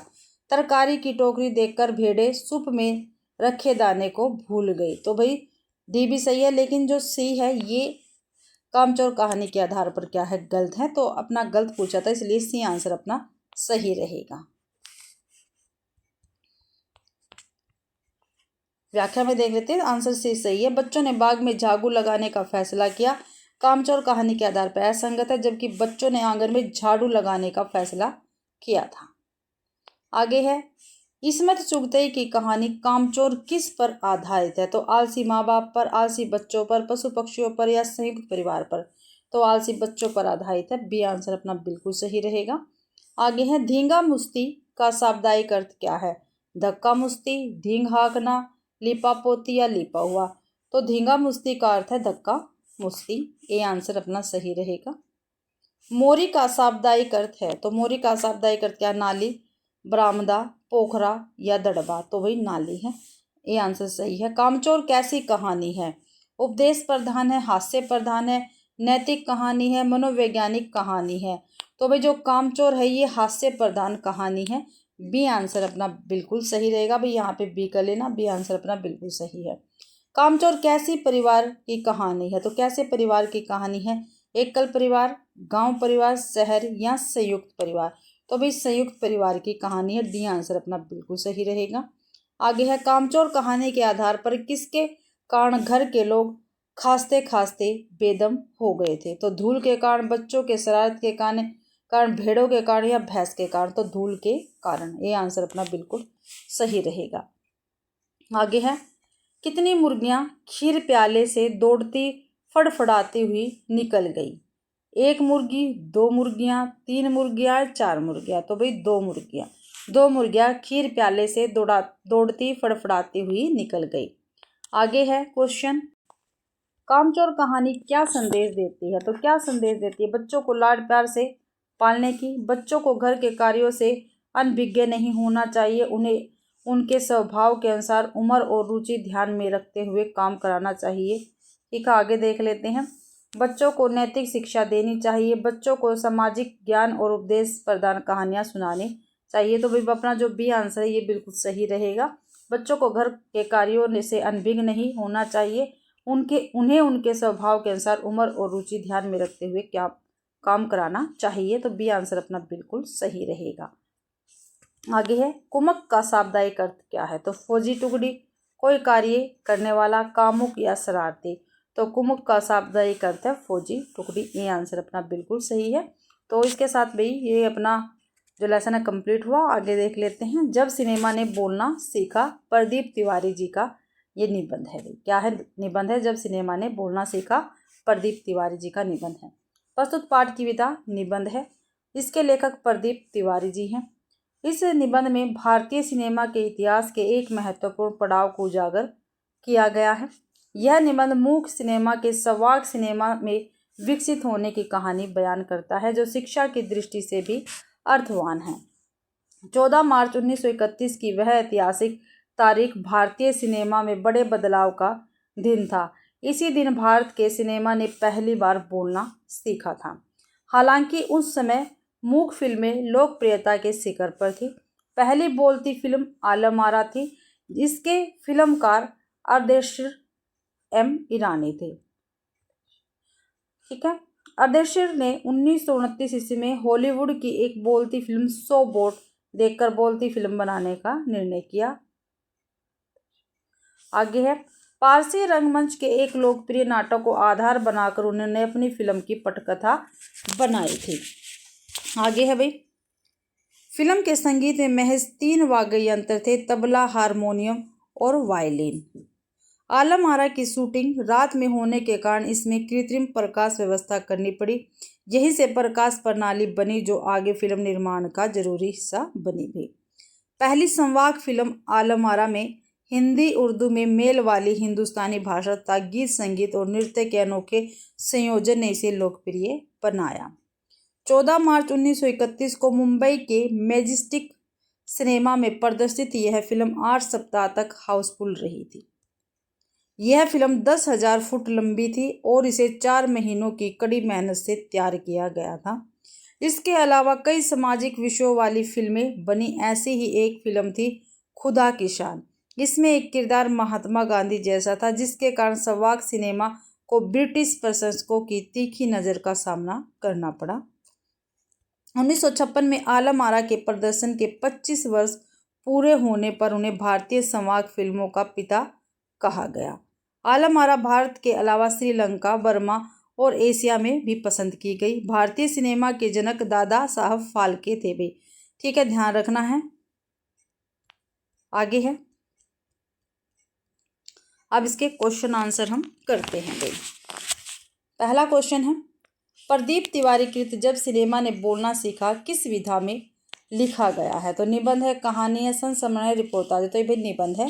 ये आंसर अपना बिल्कुल सही रहेगा। भारतीय सिनेमा में ऐतिहासिक और बड़े बदलाव वाला दिन कौन सा था? तो 14 मार्च 1930, 13 मार्च 1932, 14 मार्च 1931 या 12 मार्च 1931। तो 14 मार्च 1931 भाई। भारतीय सिनेमा में ऐतिहासिक और बड़े बदलाव वाला दिन 14 मार्च 1931 है। आज ही के दिन देश की पहली संवाद फिल्म आलम आरा प्रदर्शित हुई थी। आगे है, जब सिनेमा ने बोलना सीखा निबंध के बारे में असंगत कथन हमें बताना है। जो भाई जो गलत है वो हमें बताना है। तो आलम आरा फिल्म की शूटिंग दिन में हुई? नहीं भाई, कब हुई थी? रात में हुई थी। पहली बोलती फिल्म आलम आरा के फिल्मकार आदर्श एम ईरानी थे। बिल्कुल ठीक है। फिल्म में हिंदुस्तानी भाषा का प्रयोग था। बिल्कुल था। मुख्य युग के अधिकतर फिल्मों को दिन के प्रकाश में शूट किया जाता था। भी ठीक है। तो गलत कौन सा है? ए ऑप्शन है, क्योंकि इसकी शूटिंग रात में हुई थी भाई। आगे देखते हैं, आलम आरा फिल्म की शूटिंग किसके कारण रात में हुई थी? तो संगीत के कारण, प्रकाश के कारण, साउंड के कारण या प्रशंसकों के कारण? तो भाई साउंड के कारण आलम आरा फिल्म की शूटिंग रात में हुई थी। पहली संवाद फिल्म में किस वाद्य यंत्र का प्रयोग हुआ था? तबला, हारमोनियम, वायलिन या सभी? तो इन सभी का प्रयोग हुआ था भाई। आगे है, आलम आरा फिल्म में किस भाषा का प्रयोग हुआ है? तो हिंदी उर्दू, हिंदी और फारसी, हिंदुस्तानी यानी हिंदी उर्दू। ठीक है। तो डी आंसर सही रहेगा। ठीक है, डी आंसर सही है भाई अपना। आगे है, आदर्शीर एम ईरानी को बोलती फिल्म बनाने की प्रेरणा कहाँ से मिली थी? विट्ठल से, भारतीय रंगमंच के एक लोकप्रिय नाटक से, हॉलीवुड की बोलती फिल्म शो बोट से या इनमें से कोई नहीं? तो सी आंसर बिल्कुल सही रहेगा। हॉलीवुड की बोलती फिल्म शो बोट से ठीक है, इनको प्रेरणा मिली थी। अगला क्वेश्चन है, जब सिनेमा ने बोलना सीखा के आधार पर पहला गाना दे दे खुदा के नाम पर प्यारे अगर देने की ताकत है के पार्श्व गायक कौन थे? तो कौन थे? जुबेदा, WM खान, मनोहर राव मोदी या जगदीश सेठी? तो भाई WM खान थे। ठीक है। जब सिनेमा ने बोलना सीखा के आधार पर लिखा पहला गाना दे दे खुदा के नाम पर प्यार अगर देने की ताकत है के पार्श्व गायक WM खान थे। भी बी आंसर सही है अपना। किस फिल्म की नायिका सुलोचना की हेयर स्टाइल उस दौर में औरतों में लोकप्रिय थी? तो आलम आरा, सत्य हरिश्चंद्र, माधुरी या स्वर्ग? तो भाई जो माधुरी फिल्म की नायिका सुलोचना की हेयर स्टाइल उस दौर के औरतों में लोकप्रिय थी। सी आंसर अपना बिल्कुल सही रहेगा। आलम आरा के 25 वर्ष पूरे होने पर निर्देशक अदृश्य को कब सम्मानित किया गया था? तो 1956 में इनको सम्मानित किया गया था। बी आंसर अपना बिल्कुल सही है। अर्देशीर ने हॉलीवुड की एक बोलती फिल्म शो बोट कब देखी थी? तो भाई 1929 ईस्वी में देखी थी इन्होंने ये फिल्म। आगे है, अर्देशीर की फिल्म आलम आरा की पटकथा का आधार है। तो क्या है? फारसी रंगमंच के एक लोकप्रिय नाटक। ठीक है, ये आंसर बिल्कुल सही रहेगा। अर्देशीर की फिल्म आलम आरा की पटकथा का फारसी रंगमंच के एक लोकप्रिय नाटक है भाई। आलम आरा फिल्म को समीक्षकों को कैसी फिल्म करार दिया? आलम आरा फिल्म को समीक्षकों ने कैसी फिल्म करार दिया भाई? अरेबियन नाइट्स, भड़कीली फैंटेसी, रोमांटिक या उपदेशनात्मक? तो भाई भड़कीली फैंटेसी दिया भाई इन्होंने। बी आंसर बिल्कुल सही है। ठीक है। आलम आरा को फिल्म के समीक्षकों ने भड़कीली फैंटेसी करार दिया। आलम आरा फिल्म कहाँ नहीं पसंद की गई? तो भारत में, श्रीलंका में, पश्चिमी एशिया में, मालदीव में? तो मालदीव में पसंद नहीं की गई थी। जब सिनेमा ने बोलना सीखा के अंत में संकलित लेख कंप्यूटर गाएगा गीत के लेखक कौन है? तो ऋत्विक घटक है, कामता नाथ है, पी साईनाथ है या प्रभु नारायण है? तो ऋत्विक घटक है भाई इसके लेखक। आंसर है बिल्कुल सही है। जब सिनेमा ने बोलना सीखा के अंत में संकलित लेख कंप्यूटर गाएगा गीत के लेखक ऋत्विक घटक है। आगे है, कंप्यूटर गाएगा गीत लेख के बारे में संगत कथन हमें बताना है, यानी जो सही है वो बताना है। तो पहला है, प्रारंभ में अभिनेता दूसरों से गीत गवाते थे जो पहले ही रिकॉर्ड कर लिए जाते थे। लोक नाट्य तथा पेशेवर टूरिंग थिएटर कंपनियों का प्रभाव शुरू के फिल्मों गीतों पर नहीं था। हिंदी फिल्मों में गीतों का आगमन आलम आरा 1931 से हुआ। ये बिल्कुल सही है, ये गलत है। ठीक है, सी बिल्कुल सही है भाई। हिंदी फिल्मों में गीतों का आगमन आलम आरा 1931 से हुआ था। कंप्यूटर गाएगा गीत लेख के बारे में संगत है भाई ये। प्रारंभ में अभिनेताओं को अपने गीत खुद गाने पड़ते थे जो उसी समय रिकॉर्ड किए जाते थे। लोक नाट्य तथा पेशेवर टूरिंग थिएटर कंपनियों का प्रभाव शुरू के फिल्मी गीतों पर था। खुली हुई ऊंची स्पष्ट आवाज में गाना गायन का सबसे बड़ा और अनिवार्य गुण होता था। आगे है भाई अपना सुदामा चरित्र। इसके लेखक है नरोत्तम दास भाई। प्रस्तुत पाठ कविता विधा में रचित है। जो सुदामा चरित्र है ये क्या है, एक कविता है और इसके रचयिता नरोत्तम दास जी हैं। सुदामा चरित्र कवि नरोत्तम दास द्वारा ब्रज भाषा में रचित काव्य ग्रंथ है। इसकी रचना संवत 1605 ईस्वी के लगभग मानी जाती है। इसमें एक निर्धन ब्राह्मण सुदामा की कथा है जो महान कृष्ण भक्त था, जो बालपन में कृष्ण का मित्र भी था। सुदामा की कथा श्रीमद् भागवत महापुराण में भी लिखित है। सुदामा चरित्र के पदों में नरोत्तम दास जी ने श्री कृष्ण और सुदामा के मिलन, सुदामा की दीन अवस्था व कृष्ण की उदारता का वर्णन किया है। ध्रुव चरित्र को नरोत्तम दास जी की रचना मानी जाती है जो एक खंड काव्य है। ध्रुव चरित्र किसकी रचना है, नरोत्तम दास जी की है और ये क्या एक खंड काव्य है। आचार्य रामचंद्र शुक्ल ने अपनी हिंदी साहित्य के इतिहास में नरोत्तम दास को सीतापुर जिले के बाड़ी कस्बे का रहने वाला बताया है। किसने, रामचंद्र शुक्ल जी ने। सुदामा चरित्र में नरोत्तम दास जी ने सुदामा के दरिद्रता का हृदय ग्राहणी और मार्मिक वर्णन किया है। नरोत्तम दास जी हिंदी साहित्य के इतिहास में भक्ति काल के अंतर्गत रखे जाते हैं। अभ्यास के प्रश्न आंसर देख लेते हैं, क्वेश्चन आंसर अभ्यास के। ठीक है, नरोत्तम दास कृत सुदामा चरित्र निम्न में से क्या है? तो क्या है, खंड काव्य है, जीवन चरित्र है, महाकाव्य है या लौकिक काव्य है? तो खंड काव्य है भी नरोत्तम दास द्वारा रचित सुदामा चरित्र भी। आगे है, नरोत्तम दास कृत सुदामा चरित्र किस भाषा में लिखा गया है? अवधी, ब्रज भाषा, खड़ी बोलिया, राजस्थानी। तो ब्रज भाषा में लिखा गया है भैया, बी आंसर सही है। नरोत्तम दास किस भाषा के कवि है? तो निर्गुण शाखा के, प्रेम शाखा के, सगुण शाखा के, ए और बी। ये भाषा नहीं आएगी, शाखा आएगी यहाँ पे। किस शाखा के कवि है? तो सगुण शाखा के कवि है, सी आंसर अपना बिल्कुल सही है। सीमा पगान झंगा तन में, क्या भी? सीमा पगान झंगा तन में प्रभु जाने का आही बसे के ही ग्रामा। सुदामा चरित्र में उक्त कथन किसका है? श्री कृष्ण का सैनिक का है, श्री कृष्ण का द्वारपाल का, सुदामा की पत्नी का या सुदामा का? तो श्री कृष्ण के द्वारपाल का एक कथन है, बी आंसर अपना बिल्कुल सही रहेगा। आगे है, आगे चना गुरु मातु दे तेले तुम चाबी हमें नहीं दीने। ये सुदामा चरित्र में उक्त कथन किसका है? सुदामा की पत्नी श्री कृष्ण गुरुमा। तो श्री कृष्ण का ये कथन है, सी आंसर बिल्कुल सही है। दंतुल का शाब्दिक अर्थ क्या है? दंतुल जो है इसका शाब्दिक अर्थ क्या है? गेहूं है, दही है, चावल है, कूंडा है? तो भाई चावल इसका शाब्दिक अर्थ रहेगा। आगे है, नरोत्तम दास कृत सुदामा चरित्र में किसका वर्णन किया गया है? तो किसका वर्णन किया गया है? ठीक है, तो देखते हैं किसका वर्णन किया गया है भाई। सुदामा की दारिद्र्य और दयनीय स्थिति का किया गया है। कृष्ण के मथुरागमन का वर्णन नहीं भी। श्री कृष्ण और सुदामा के मिलन का बहुत सुंदर वर्णन किया गया है, बिल्कुल किया गया है भाई। द्वारपाल ने श्री कृष्ण से सुदामा के बारे में बताते हुए कहा, प्रभु दरवाजे पर एक अमीर तथा अमीर ब्राह्मण आए हैं, भी ये गलत है।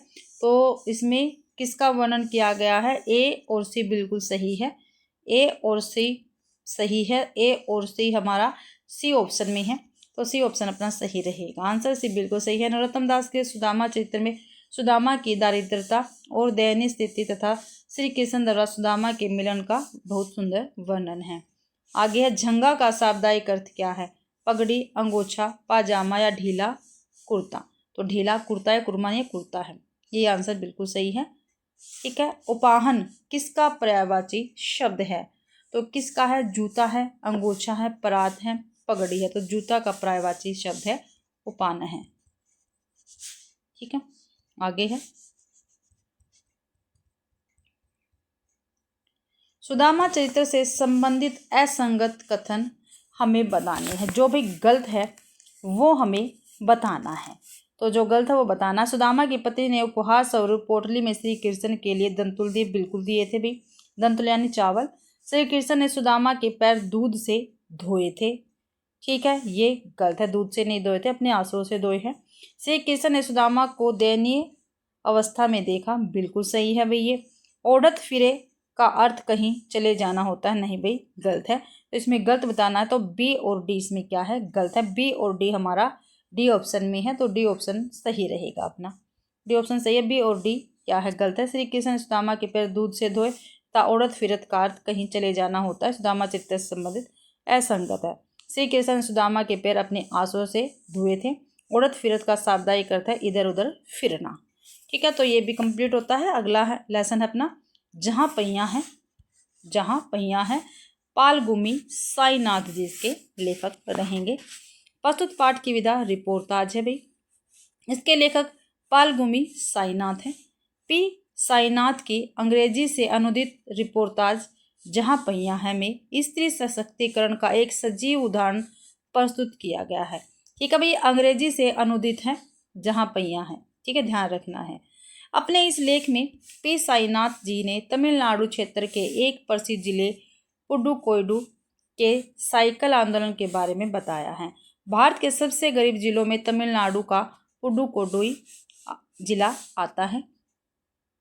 लेखक बताते हैं कि फातिमा नामक एक महिला को साइकिल चलाने का इतना शौक था कि वो रोज आधा घंटा किराए पर लेकर साइकिल चलाती थी। गरीब होने के कारण वह साइकिल खरीद नहीं सकती थी। 1992 में अंतर्राष्ट्रीय महिला दिवस पर 1500 महिलाओं ने साइकिल चलाई। पालगुमी साईनाथ पेशे से पत्रकार है। इनका सन 1957 ईस्वी में आंध्र प्रदेश में जन्म हुआ था। पालगुमी साईनाथ अपनी पत्रकारिता से समाज में गरीब, किसान तथा वैश्वीकरण की समस्याओं पर विशेष रूप से ध्यान केंद्रित किया था। इन्होंने पी साईनाथ को पत्रकारिता जगत का सर्वोच्च सम्मान रेमन मैगसेसे पुरस्कार 2007 ईस्वी में प्रदान किया जा चुका है। अब इसके क्वेश्चन आंसर देख लेते हैं। पी साईनाथ के जहाँ पहिया है किस विधा की रचना है, तो संस्मरण है, निबंध है, रिपोर्टाज है, रेखा चित्र, तो ये रिपोर्टाज है भाई। बी सी आंसर सही है। जहाँ पहिया है में वर्णित पुडुकोइडु किस राज्य में है, तो किस में है, केरल में, आंध्र प्रदेश में, उड़ीसा में, तमिलनाडु में, तो ये तमिलनाडु में है भाई। अगला क्वेश्चन है जहाँ पहिया है पाठ के बारे में जो असंगत है वो हमें बताना है। जो असंगत है वो हमें बताना है, तो क्या क्या इसमें गलत है। जहाँ पहिया है पाठ में पहिया गतिशीलता का प्रतीक बिल्कुल है भाई, गतिशीलता का प्रतीक। ग्रामीण महिलाओं ने अपनी स्वाधीनता और गतिशीलता को अभिव्यक्त करने के लिए प्रतीक के रूप में साइकिल को चुना, बिल्कुल ठीक है भाई। ये भी जो गलत है वो बताना है। किला कुरुची गांव में सभी साइकिल सीखने वाली महिलाएं शनिवार का इकट्ठा हुई, ये गलत है भाई। जमीला का कहना है साइकिल चलाने से मेरी कौन सी कमाई होती है, मैं तो पैसे ही गवाती हूँ, ये भी क्या है, गलत है। और गलत बताना था तीसरा और चौथा इसमें गलत है। तीसरा और चौथा हमारा सी ऑप्शन में है, तो सी ऑप्शन ठीक रहेगा। जहाँ अगला क्वेश्चन है जहाँ पहिया है लेख में पुडुकोइडुई जिले की ग्रामीण महिला ने अपनी स्वाधीनता और गतिशीलता को व्यक्त करने के लिए प्रतीक के रूप में किसे चुना था, तो साइकिल, स्कूटर, आर्थिक विकास या वोटिंग के अधिकार को, तो साइकिल को भी इन्होंने चुना था। ए आंसर अपना बिल्कुल सही है। जहाँ पहिया है लेख के बारे में संगत कथन हमें बताना है। ठीक है, संगत कथन हमें बताना है, कौन सा संगत कथन है। तो फातिमा एक प्राइमरी स्कूल में पढ़ाती है, नहीं भाई। जमीला, फातिमा और उनकी मित्र अवकन्नी इन सब की उम्र 25 वर्ष के आसपास है, ये भी गलत है। भारत के सर्वाधिक अमीर जिलों में से एक है पुडुकोट्टई, ये गलत है भाई, ये भी गलत है। तो डी आंसर ये अपना सही होगा, 3 तो गलत हो गए। नव साइकिल चालक गाने भी आते हैं, इनमें से एक गाने की पंक्ति का भाव इस प्रकार है, ओ बहिना आसी के साइकिल घमे समय के पहिए संग, तो डी आंसर सही है। जहाँ पहिया है लेख के बारे में नव साइकिल चालक गाने भी आते हैं, इनमें से एक गाने की पंक्ति का भाव इस प्रकार है, ओ बहिना पहिए संग संगत कथन है, बिल्कुल। फातिमा एक प्राइमरी स्कूल में पढ़ाती है, ठीक है, ये क्या है, सभी गलत हैं। आगे है जहाँ पहिया है लेख में मनोरमणि कितने वर्ष की है। जो मनोरमणि है कितने वर्ष की है, 20 की है, 22 की है, 24 की है, 25 की है। तो ये 22 वर्ष की है मनोरमणि भाई सॉरी। हमारा इलाका मुख्य शहर से कटा हुआ है, जहाँ जो साइकिल चलाना जानते हैं उनकी गतिशीलता बढ़ जाती है। उक्त कथन किसका है। तो मनोरमणि का है, फातिमा का है, जमीला का है या अवकन्नी का। तो मनोरमणि का ये कथन है। ये आंसर अपना बिल्कुल सही रहेगा। देखते हैं भाई आगे। हमारा इलाका मुख्य शहर से कटा हुआ है, जहाँ जो साइकिल चलाना जानते हैं उनकी गतिशीलता बढ़ जाती है। उक्त कथन मनोरमणि का है भाई। आगे है, यह मेरा अधिकार है, अब हम कहीं भी जा सकते हैं जहाँ पहिया है। लेख में उक्त कथन किसका है। फातिमा, जमीला बीबी, अवकन्नी या स्वयं लेखक। तो जमीला बीबी का ये कथन रहेगा। बी आंसर अपना बिल्कुल सही है। आगे है, जहाँ पहिया है लेख के बारे में असंगत कथन हमें बताना, यानी जो गलत है वो हमें बताना है। ग्रामीण महिलाओं के 2/4 हिस्से ने साइकिल चलाना सीख लिया। फातिमा ने बताया, साइकिल चलाने में एक खास तरह की आज़ादी है, हमें किसी पर निर्भर नहीं रहना पड़ता। ठीक है। साइकिल खराब परिवहन अवस्था वाले स्थानों के लिए महत्वपूर्ण सीखना है। ठीक है, इनमें से कोई नहीं तो नहीं है, तो जो गलत है वो है ए। आंसर एक गलत है। ग्रामीण महिलाओं के 2/4 हिस्से ने साइकिल चलाना सीख लिया, जहां पहिया है लेख के बारे में असंगत कथन है। ये भी लेसन कंप्लीट होता है। आगे है अकबरी लोटा। अगला लेसन है अकबरी लोटा। कहानी है अन्नपूर्णानंद वर्मा की। क्या भी अन्नपूर्णानंद वर्मा की एक कहानी है अकबरी लोटा। तो प्रस्तुत पाठ जो है इसकी विधा क्या है, कहानी है। इस कहानी के लेखक अन्नपूर्णानंद वर्मा है। अकबरी लोटा हास्य व्यंग्य से भरी हुई अत्यंत रोचक कहानी है। लेखक ने कहानी को बहुत ही रोचक तरीके से प्रस्तुत किया है और साथ ही साथ बताया कि परेशानी के समय में परेशान न होकर समझदारी से किसी भी समस्या का हल निकाला जा सकता है। आगे है, लाला झाऊलाल की पत्नी ने लाला को लोटे में पानी दिया और लोटा लाला के हाथ से छूटकर एक अंग्रेज पर गिर गया। लाला के मित्र पंडित बिलवासी मित्र ने चतुराई से लोटे को अकबरी लोटा बताकर 500 रुपये में बेच दिया। अन्नपूर्णानंद वर्मा हिंदी के प्रसिद्ध हास्य लेखक माने जाते हैं। अन्नपूर्णानंद वर्मा का जन्म 21 सितंबर 1895 ईस्वी को तथा इनकी मृत्यु 4 सितंबर 1962 ईस्वी को हुई थी। अन्नपूर्णानंद वर्मा प्रसिद्ध मनीषी था, राजनेता डॉक्टर संपूर्णानंद के छोटे भाई है। अन्नपूर्णानंद की प्रमुख रचनाओं में मनमयूर, मेरी हजामत, मंगलमोद, मगन रहे चोला, महाकवि चच्चा तथा पंडित विलासी मिश्र आदि प्रमुख है भाई। तो अब इसके क्वेश्चन आंसर हम करेंगे। अन्नपूर्णानंद वर्मा कृत अकबरी लोटा किस विधा की रचना है।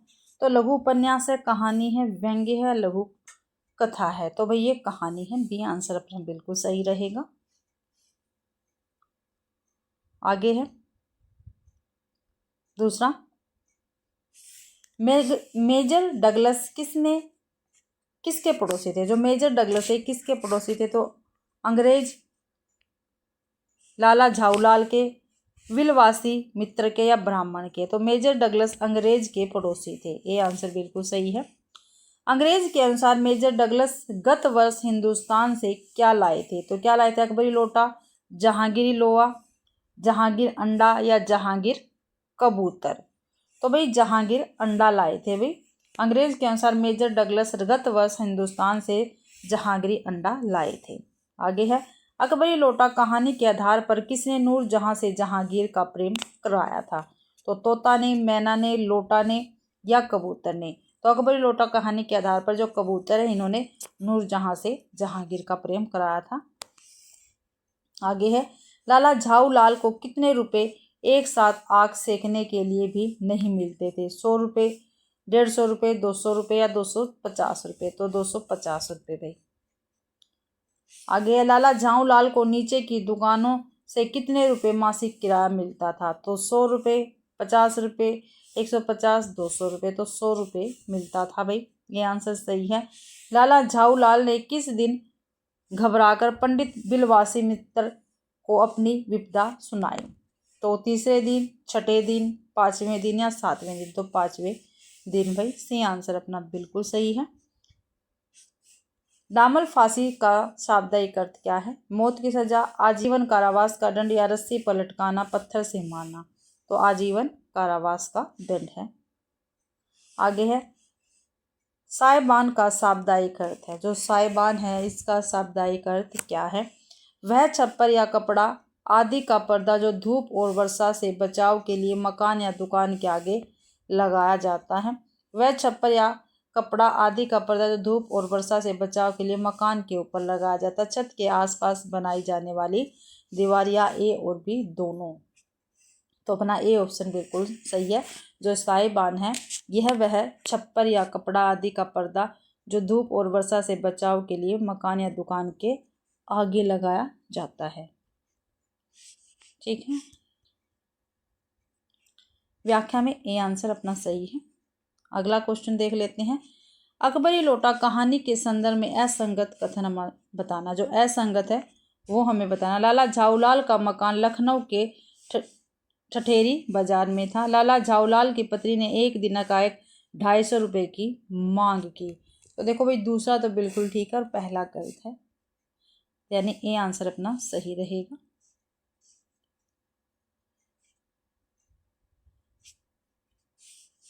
अकबरी लोटा कहानी के आधार पर बादशाह हुमायूं शेरशाह से हारकर कब भागा था? तो कब भागा था? 16वीं शताब्दी में भागा था भाई। मेजर डगलस ने जहांगीर अंडा कहाँ से खरीदा था? तो दिल्ली में मुसलमान सज्जन से खरीदा था। इजाद किस भाषा का शब्द है? जो इजाद है ये अरबी भाषा का शब्द है। आगे है इस भेद को मेरे सिवाय मेरा ईश्वर ही जानता है, आप उसी से पूछ लीजिए, मैं नहीं बतलाऊंगा। अकबरी लोटा कहानी में उक्त कथन किसका है? तो बिलवासी मिश्र सर का ये कथन है भाई। तो कंप्लीट होता है लेसन भी। आगे है सूरदास के पद। ठीक है, लेखक कवि सूरदास जी रहेंगे। प्रस्तुत पाठ की विधा कविता है। ठीक है, कविता है सूरदास के पद। इस पद के रचयिता सूरदास जी है। सूरदास को वात्सल्य रस का सम्राट कहा जाता है क्योंकि उन्होंने अपनी रचना में वात्सल्य प्रधान भाव को बड़ी तन्मयता से प्रयोग किया है। प्रस्तुत सूरदास के पद उनके द्वारा रचित संग्रह सूरसागर से अवतरित है भाई। आगे है सूरसागर कीर्तन पदों का एक सुंदर संकलन है। इसमें प्रथम 9 अध्याय संक्षिप्त है पर 10वें स्कंद का विस्तार है। इसमें भक्ति की प्रधानता है। इसके 2 प्रसंग कृष्ण की बाल लीला है और भ्रमर गीत सार अत्यधिक महत्वपूर्ण है। प्रस्तुत पाठ में श्री कृष्ण की बाल लीला का वर्णन किया गया है। हिंदी साहित्य में भ्रमर गीत काव्य परंपरा का प्रवर्तन सूरदास ने ही किया था। सूरदास के 3 ग्रंथ उपलब्ध हैं जिसमें सूरसागर, सूरसारावली और साहित्य लहरी है। सूरदास के गुरु वल्लभाचार्य जी को माना जाता है। एक अभ्यास के क्वेश्चन आंसर देख लेते हैं। प्रस्तुत पाठ में दिए गए सूरदास के पद सूरदास के किस रचना में संकलित है? तो सूरसारावली, सूरसागर, साहित्य लहरी या भ्रमर गीत? तो सूरसागर में है भाई। बी आंसर अपना बिल्कुल सही रहेगा। सूरसागर का उपजीवी काव्य क्या है? तो भाई भगवत पुराण है। ये तो हमने हिंदी साहित्य में बहुत बार कर चुके हैं। सूरसागर कितने स्कंदों में विभक्त है? तो कितनों में है? 12 स्कंदों में विभक्त है। डी आंसर सही है। सूरसागर में कितने पद सर्वाधिक है? तो कितने पद है सर्वाधिक? सूरसागर में किसके पद सर्वाधिक है? तो भ्रमर गीत के भक्ति संबंधी पद है, गोचरण के है, बाल लीला के। तो बाल लीला के पद सर्वाधिक है भाई। डी आंसर सही है। सूरदास कृत सूरसागर किस भाषा में रचित है? तो ब्रज भाषा में रचित है भाई। ये आंसर सही है। अनभावत का शाब्दिक अर्थ क्या है? जो अच्छा लगे, जो अच्छा ना लगे, जो मन को भावे, बिना अनुभव वाला। जो अच्छा न लगे अनभावत का अर्थ है भैया। अगला क्वेश्चन है सूरदास के पद से संबंधित असंगत कथन हमें बताने हैं। तो असंगत कथन हमें बताने हैं, तो देखते हैं कौन सा असंगत है। गोपियां सदा श्री कृष्ण की शिकायत यशोदा माँ से करती रहती है, बिल्कुल सही है। हरि हलदर का अर्थ हरि और बलराम है, ये भी बिल्कुल सही है भाई। जो गलत है वो बताना है। पची पची का सही अर्थ है दूध दही होगा। कृष्ण गोपियों के घर से छीके की हांडी से मक्खन चुराते, बिल्कुल सही है। तो गलत क्या है? सी है। आंसर सी अपना सही है। पची पची का सही अर्थ दूध दही होगा। सूरदास के पद से संबंधित असंगत है भाई। पची पची का सही अर्थ है बार बार होगा। आगे है सूरसागर के किस भाग में श्री कृष्ण के बाल जीवन का वर्णन है? तो किस में है? उत्तरार्ध में है, पूर्वार्ध में है, संपूर्ण सूरसागर में है या ए और बी दोनों सही है? तो पूर्वार्ध भाग में श्री कृष्ण के बाल जीवन का वर्णन है भी। बी आंसर सही रहेगा अपना।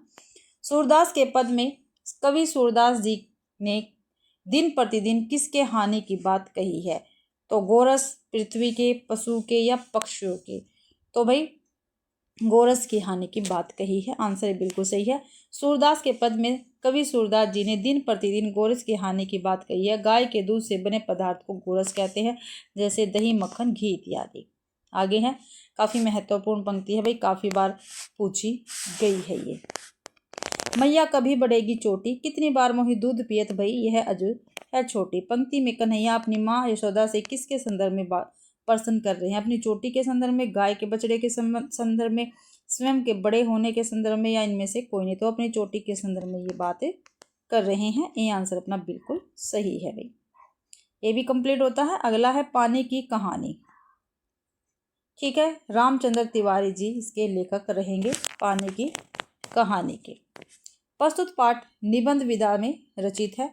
इस निबंध के लेखक रामचंद्र तिवारी है। रामचंद्र तिवारी का कथात्मक निबंध पानी की कहानी हिंदी में विज्ञान विषयक लेखक का एक उदाहरण है। इस निबंध में पानी का मानवीकरण करते हुए उसकी विभिन्न अवस्थाओं का विवरण दिया गया है। इस निबंध से जल के निर्माण और अस्तित्व चक्र की जानकारी मिलती है। लेखक रामचंद्र तिवारी ने ओस की बूंद को जरिया बनाकर बताया है कि जल में कौन कौन से तत्व होते हैं, जल की रचना किस तरह होती है, उसका रूप कैसा होता है, पानी का जन्म हाइड्रोजन व ऑक्सीजन के बीच रासायनिक प्रक्रिया द्वारा होता है। आगे देखते हैं। जब ब्रह्मांड में पृथ्वी व उसके साथी ग्रहों का उद्भव भी नहीं हुआ था, तब ब्रह्मांड में हाइड्रोजन व ऑक्सीजन दो गैसें सूर्यमंडल के रूप में विद्यमान थी। किसी उल्कापिंड के टकराने से सूर्य के कई टुकड़े हो गए। उन्हीं टुकड़ों में से एक टुकड़ा पृथ्वी के रूप में उत्पन्न हुआ। इसी ग्रह में हाइड्रोजन और ऑक्सीजन के परस्पर रासायनिक क्रिया के फलस्वरूप पानी का भी जन्म हुआ। पानी के ठोस, तरल और भाप रूप का वर्णन किया गया। साथ ही यह भी बताया गया है कि पानी कैसे हमारे पर्यावरण, पेड़ पौधों और जीवन के लिए अनिवार्य है। अब इसके क्वेश्चन आंसर देख लेते हैं अभ्यास के। रामचंद्र तिवारी कृत पानी की कहानी किस विधा की रचना है? तो किस विधा की रचना पानी की कहानी? तो कहानी है, रेखा चित्र है, निबंध है, रिपोर्टाज है। तो ये निबंध है भी। सी आंसर अपना बिल्कुल सही रहेगा। आगे है, पानी की कहानी निबंध के बारे में असंगत कथन है। तो कौन सा? पृथ्वी के भीतर खोखले स्थान तक पहुंचने में बूंद कई मील चलना पड़ेगा। पृथ्वी के नीचे से सोना, चांदी, हीरे, जवाहरात निकल रही है। एक मछली ऐसी देखी जो मनुष्य से कई गुना लंबी थी, उसके 8 हाथ थे। बूंद कई मास समुद्र में इधर उधर घूमती है। तो असंगत इसमें बी है, पृथ्वी के नीचे से सोना, चांदी, हीरे, जवाहरात निकल रही है। तो ये क्या है? असंगत है भाई। ठीक है, आंसर बी बिल्कुल गलत है, यानी इस क्वेश्चन का बी आंसर ठीक है। पानी की कहानी निबंध के बारे में पृथ्वी के नीचे से सोना, चांदी, हीरे, जवाहरात निकल रही है, यह असंगत है। पृथ्वी के नीचे से धुआं, रेत, पिंगली, धातुता लपटे निकल रही है, ये ठीक है। लेखक के हाथ पर बूंद के कितने कण हो गए थे? तो कितने? 3, 1 कण, 2 कण या 4 कण? तो 2 कण हो गए थे। लेखक के हाथ पर बूंद के 2 कण हो गए थे भाई। आगे है, पानी की कहानी निबंध के आधार पर बूंद के पुरखे कौन थे? तो बूंद के पुरखे कौन थे? हाइड्रोजन और ऑक्सीजन, नाइट्रोजन, ऑक्सीजन, हाइड्रोजन और बर्फ, और समुद्र और बर्फ। तो हाइड्रोजन और ऑक्सीजन थे भी। आगे, कौन असंख्य जल कणों को बलपूर्वक पृथ्वी में से खींच लेते हैं? तो कौन खींच लेते हैं? नलकूप, समुद्र, पेड़ या ज्वालामुखी? तो पेड़ जो है खींच लेते हैं। आगे देखते हैं क्वेश्चन। बूंद कहाँ पर गिरने के कारण अपने साथियों के साथ मेली कुचेली हो एक ओर को बह चली? तो नदी में, गंदा नाला, तालाब, पहाड़ पर? तो पहाड़ पर। ठीक है, डी आंसर बिल्कुल सही। बूंद पहाड़ पर गिरने के कारण अपने साथियों के साथ मेली कुचेली हो एक ओर बह चली गई। आगे है, बूंद की समुद्र की गहरी तह में, पहाड़ियों की गुफाओं में नाना प्रकार के जीव कैसे दिखे हैं? तो कैसे दिखे? बहुत बड़े और चालाक, 8 हाथों वाली मछली, बहुत सुंदर आकर्षण, निपट, अंधे और महाआलसी। तो निपट, अंधे और महाआलसी दिखे हैं भाई। आगे, वर्णातीत का शाब्दिक अर्थ क्या है? तो क्या है? जिसका वर्ण किया जा सके। ये आंसर बिल्कुल सही है। आगे, पानी की कहानी पाठ में ग्रहराज किसे कहा गया है? तो किसे कहा गया है? गजराज को, पृथ्वी को, चंद्रमा को या प्रकाश पिंड को? तो प्रकाश पिंड को ग्रहराज कहा गया है। डी आंसर बिल्कुल सही है। आगे है, मैं अब तुम्हारे पास नहीं ठहर सकती, सूर्य निकल आए है, तुम मुझे रोक कर नहीं रख सकते। पानी की कहानी पाठ में यह वाक्य किसने कहा है? तो किसने कहा भी? सूर्य ने, चंद्रमा ने, पृथ्वी ने या ओस की पुन ने? तो ओस की पुन ने कहा है। डी आंसर अपना बिल्कुल सही रहेगा।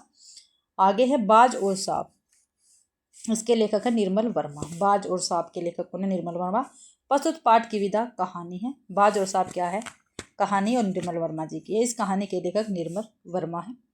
बाज और सांप कहानी में बाज और सांप की भेंट एक गुफा में होती है, जिसमें दोनों के बीच जीवन के संघर्ष और स्वतंत्रता की खोज को दर्शाया गया है। बाज जो आकाश में उड़ना चाहता है, अपनी सीमाओं में बंधा हुआ है, जबकि सांप धरती पर रहते हुए जीवन का सम्मान करता। दोनों के संवाद से जीवन के प्रति उनके दृष्टिकोण का पता चलता है। कहानी में बाज स्वतंत्रता की खोज में मर जाता है, जबकि सांप अपने ज्ञान से उसको समझाने की कोशिश करता है। आगे यह कहानी जीवन के महत्व और स्वतंत्रता की वास्तविकता पर विचार करने के लिए प्रेरित करती है। हिंदी साहित्य के प्रसिद्ध कहानीकार तथा उपन्यासकार निर्मल वर्मा का जन्म 3 अप्रैल 1929 ईस्वी को शिमला तथा इनकी मृत्यु 25 अक्टूबर 2005 को दिल्ली में हुई थी। निर्मल वर्मा का प्रसिद्ध कहानी संग्रह परिंदे जो 1959 में प्रकाशित हुआ था, जिससे नई कहानी आंदोलन की पहली कहानी का दर्जा भी प्राप्त हुआ है। जलती झाड़ियाँ, पिछली गर्मियों में, कव्वे और काला पानी, सूखा तथा अन्य कहानियां निर्मल वर्मा का प्रसिद्ध कहानी संग्रह है। ये निर्मल वर्मा ने वे दिन, लालटेन की छत, एक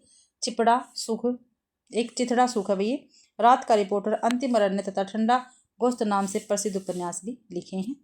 अब इसके क्वेश्चन आंसर देख लेते हैं। बाज और सांप के। निर्मल वर्मा के बाज और सांप किस विधा की रचना है? तो ये कहानी है भैया, अभी हमने देखी है। बाज और सांप कहानी में बाज किसका प्रतीक है? तो साहस और वीरता का और स्वतंत्रता का प्रतीक दिखाया गया। बाज साहस, वीरता और स्वतंत्रता का प्रतीक है बाज। आगे है बाज और सांप कहानी में सांप किसका प्रतीक है? तो कायरता और पराधीनता का प्रतीक है भाई सांप। बाज और सांप कहानी में सरिता किसका पर्यायवाची शब्द है? तो भाई नदी का पर्यायवाची शब्द है सरिता। सी आंसर ठीक है। बाज और सांप कहानी के बारे में असंगत कथन कौन सा है? तो असंगत कथन हमें बताना है। तो कौन सा है? बाज को घायल देकर सांप का साहस लौटा। असंगत।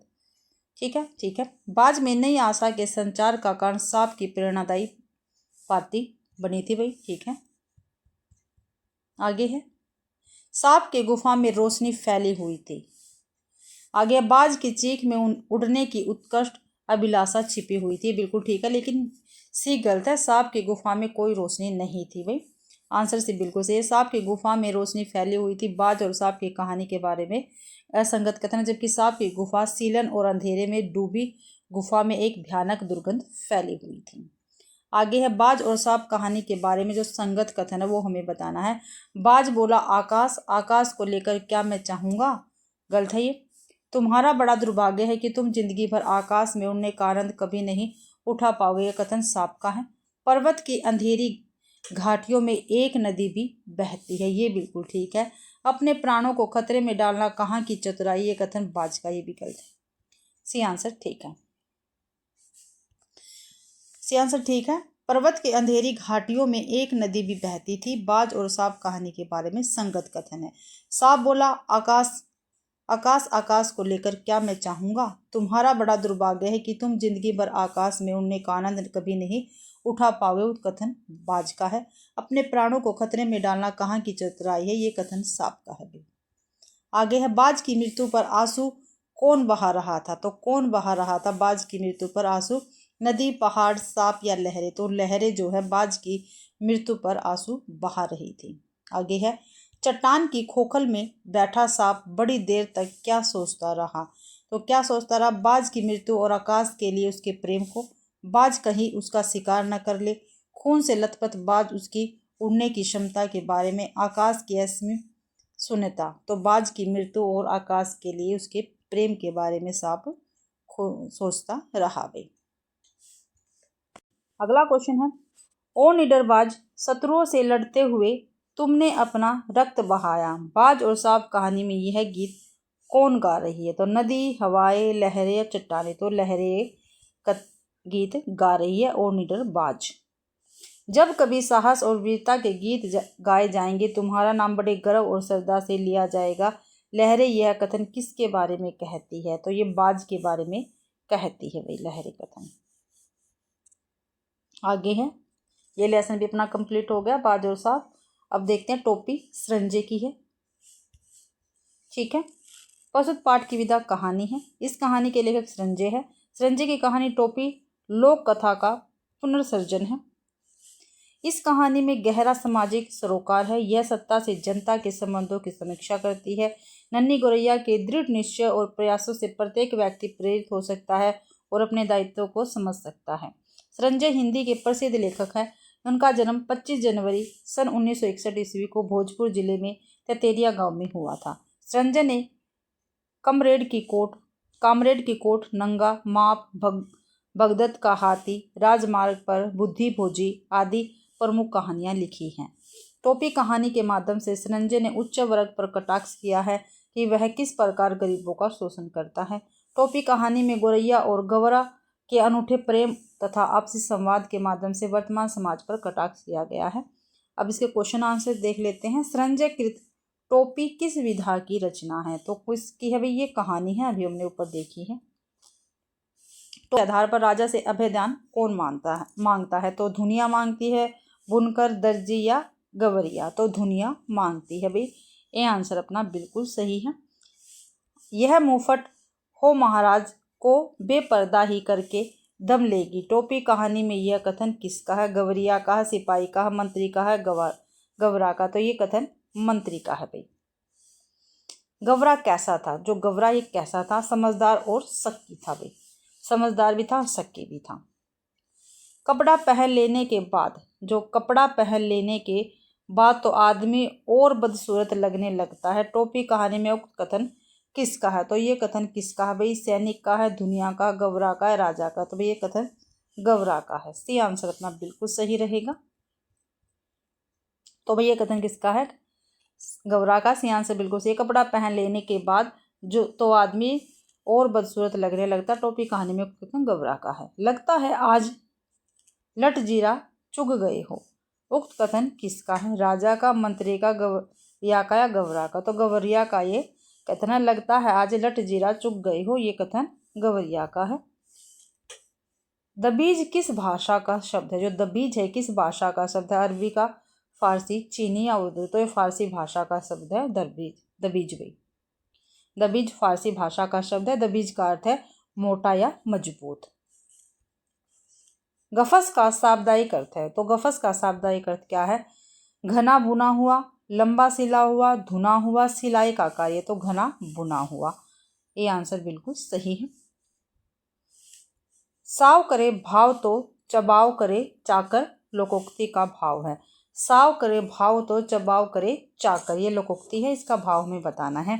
राजा केवल आदेश देता है। राजा तो केवल आदेश देता है, उस पर अमल तो नौकरों को ही करना पड़ता है। बी बिल्कुल सही आंसर है अपना। आगे है, टोपी कहानी में टोपी किसका प्रतीक है? तो मान और सम्मान का, राजशाही का, अमीरी का, सर ढकने के लिए वस्त्र का? तो मान और सम्मान का प्रतीक है टोपी। ये आंसर बिल्कुल सही है। सरंजे की कहानी टोपी किस पर आधारित है? तो राजनीतिक समस्या पर, सामाजिक समस्या पर, आर्थिक समस्या पर या शासक वर्ग पर? तो सामाजिक समस्या पर आधारित है भाई। सरंजे की टोपी कहानी सामाजिक समस्या पर आधारित है। बी आंसर अपना बिल्कुल सही है। तो इसी के साथ भाई जो अपनी 8वीं क्लास है इसकी वसंत भाग 3 क्या है कंप्लीट होती है।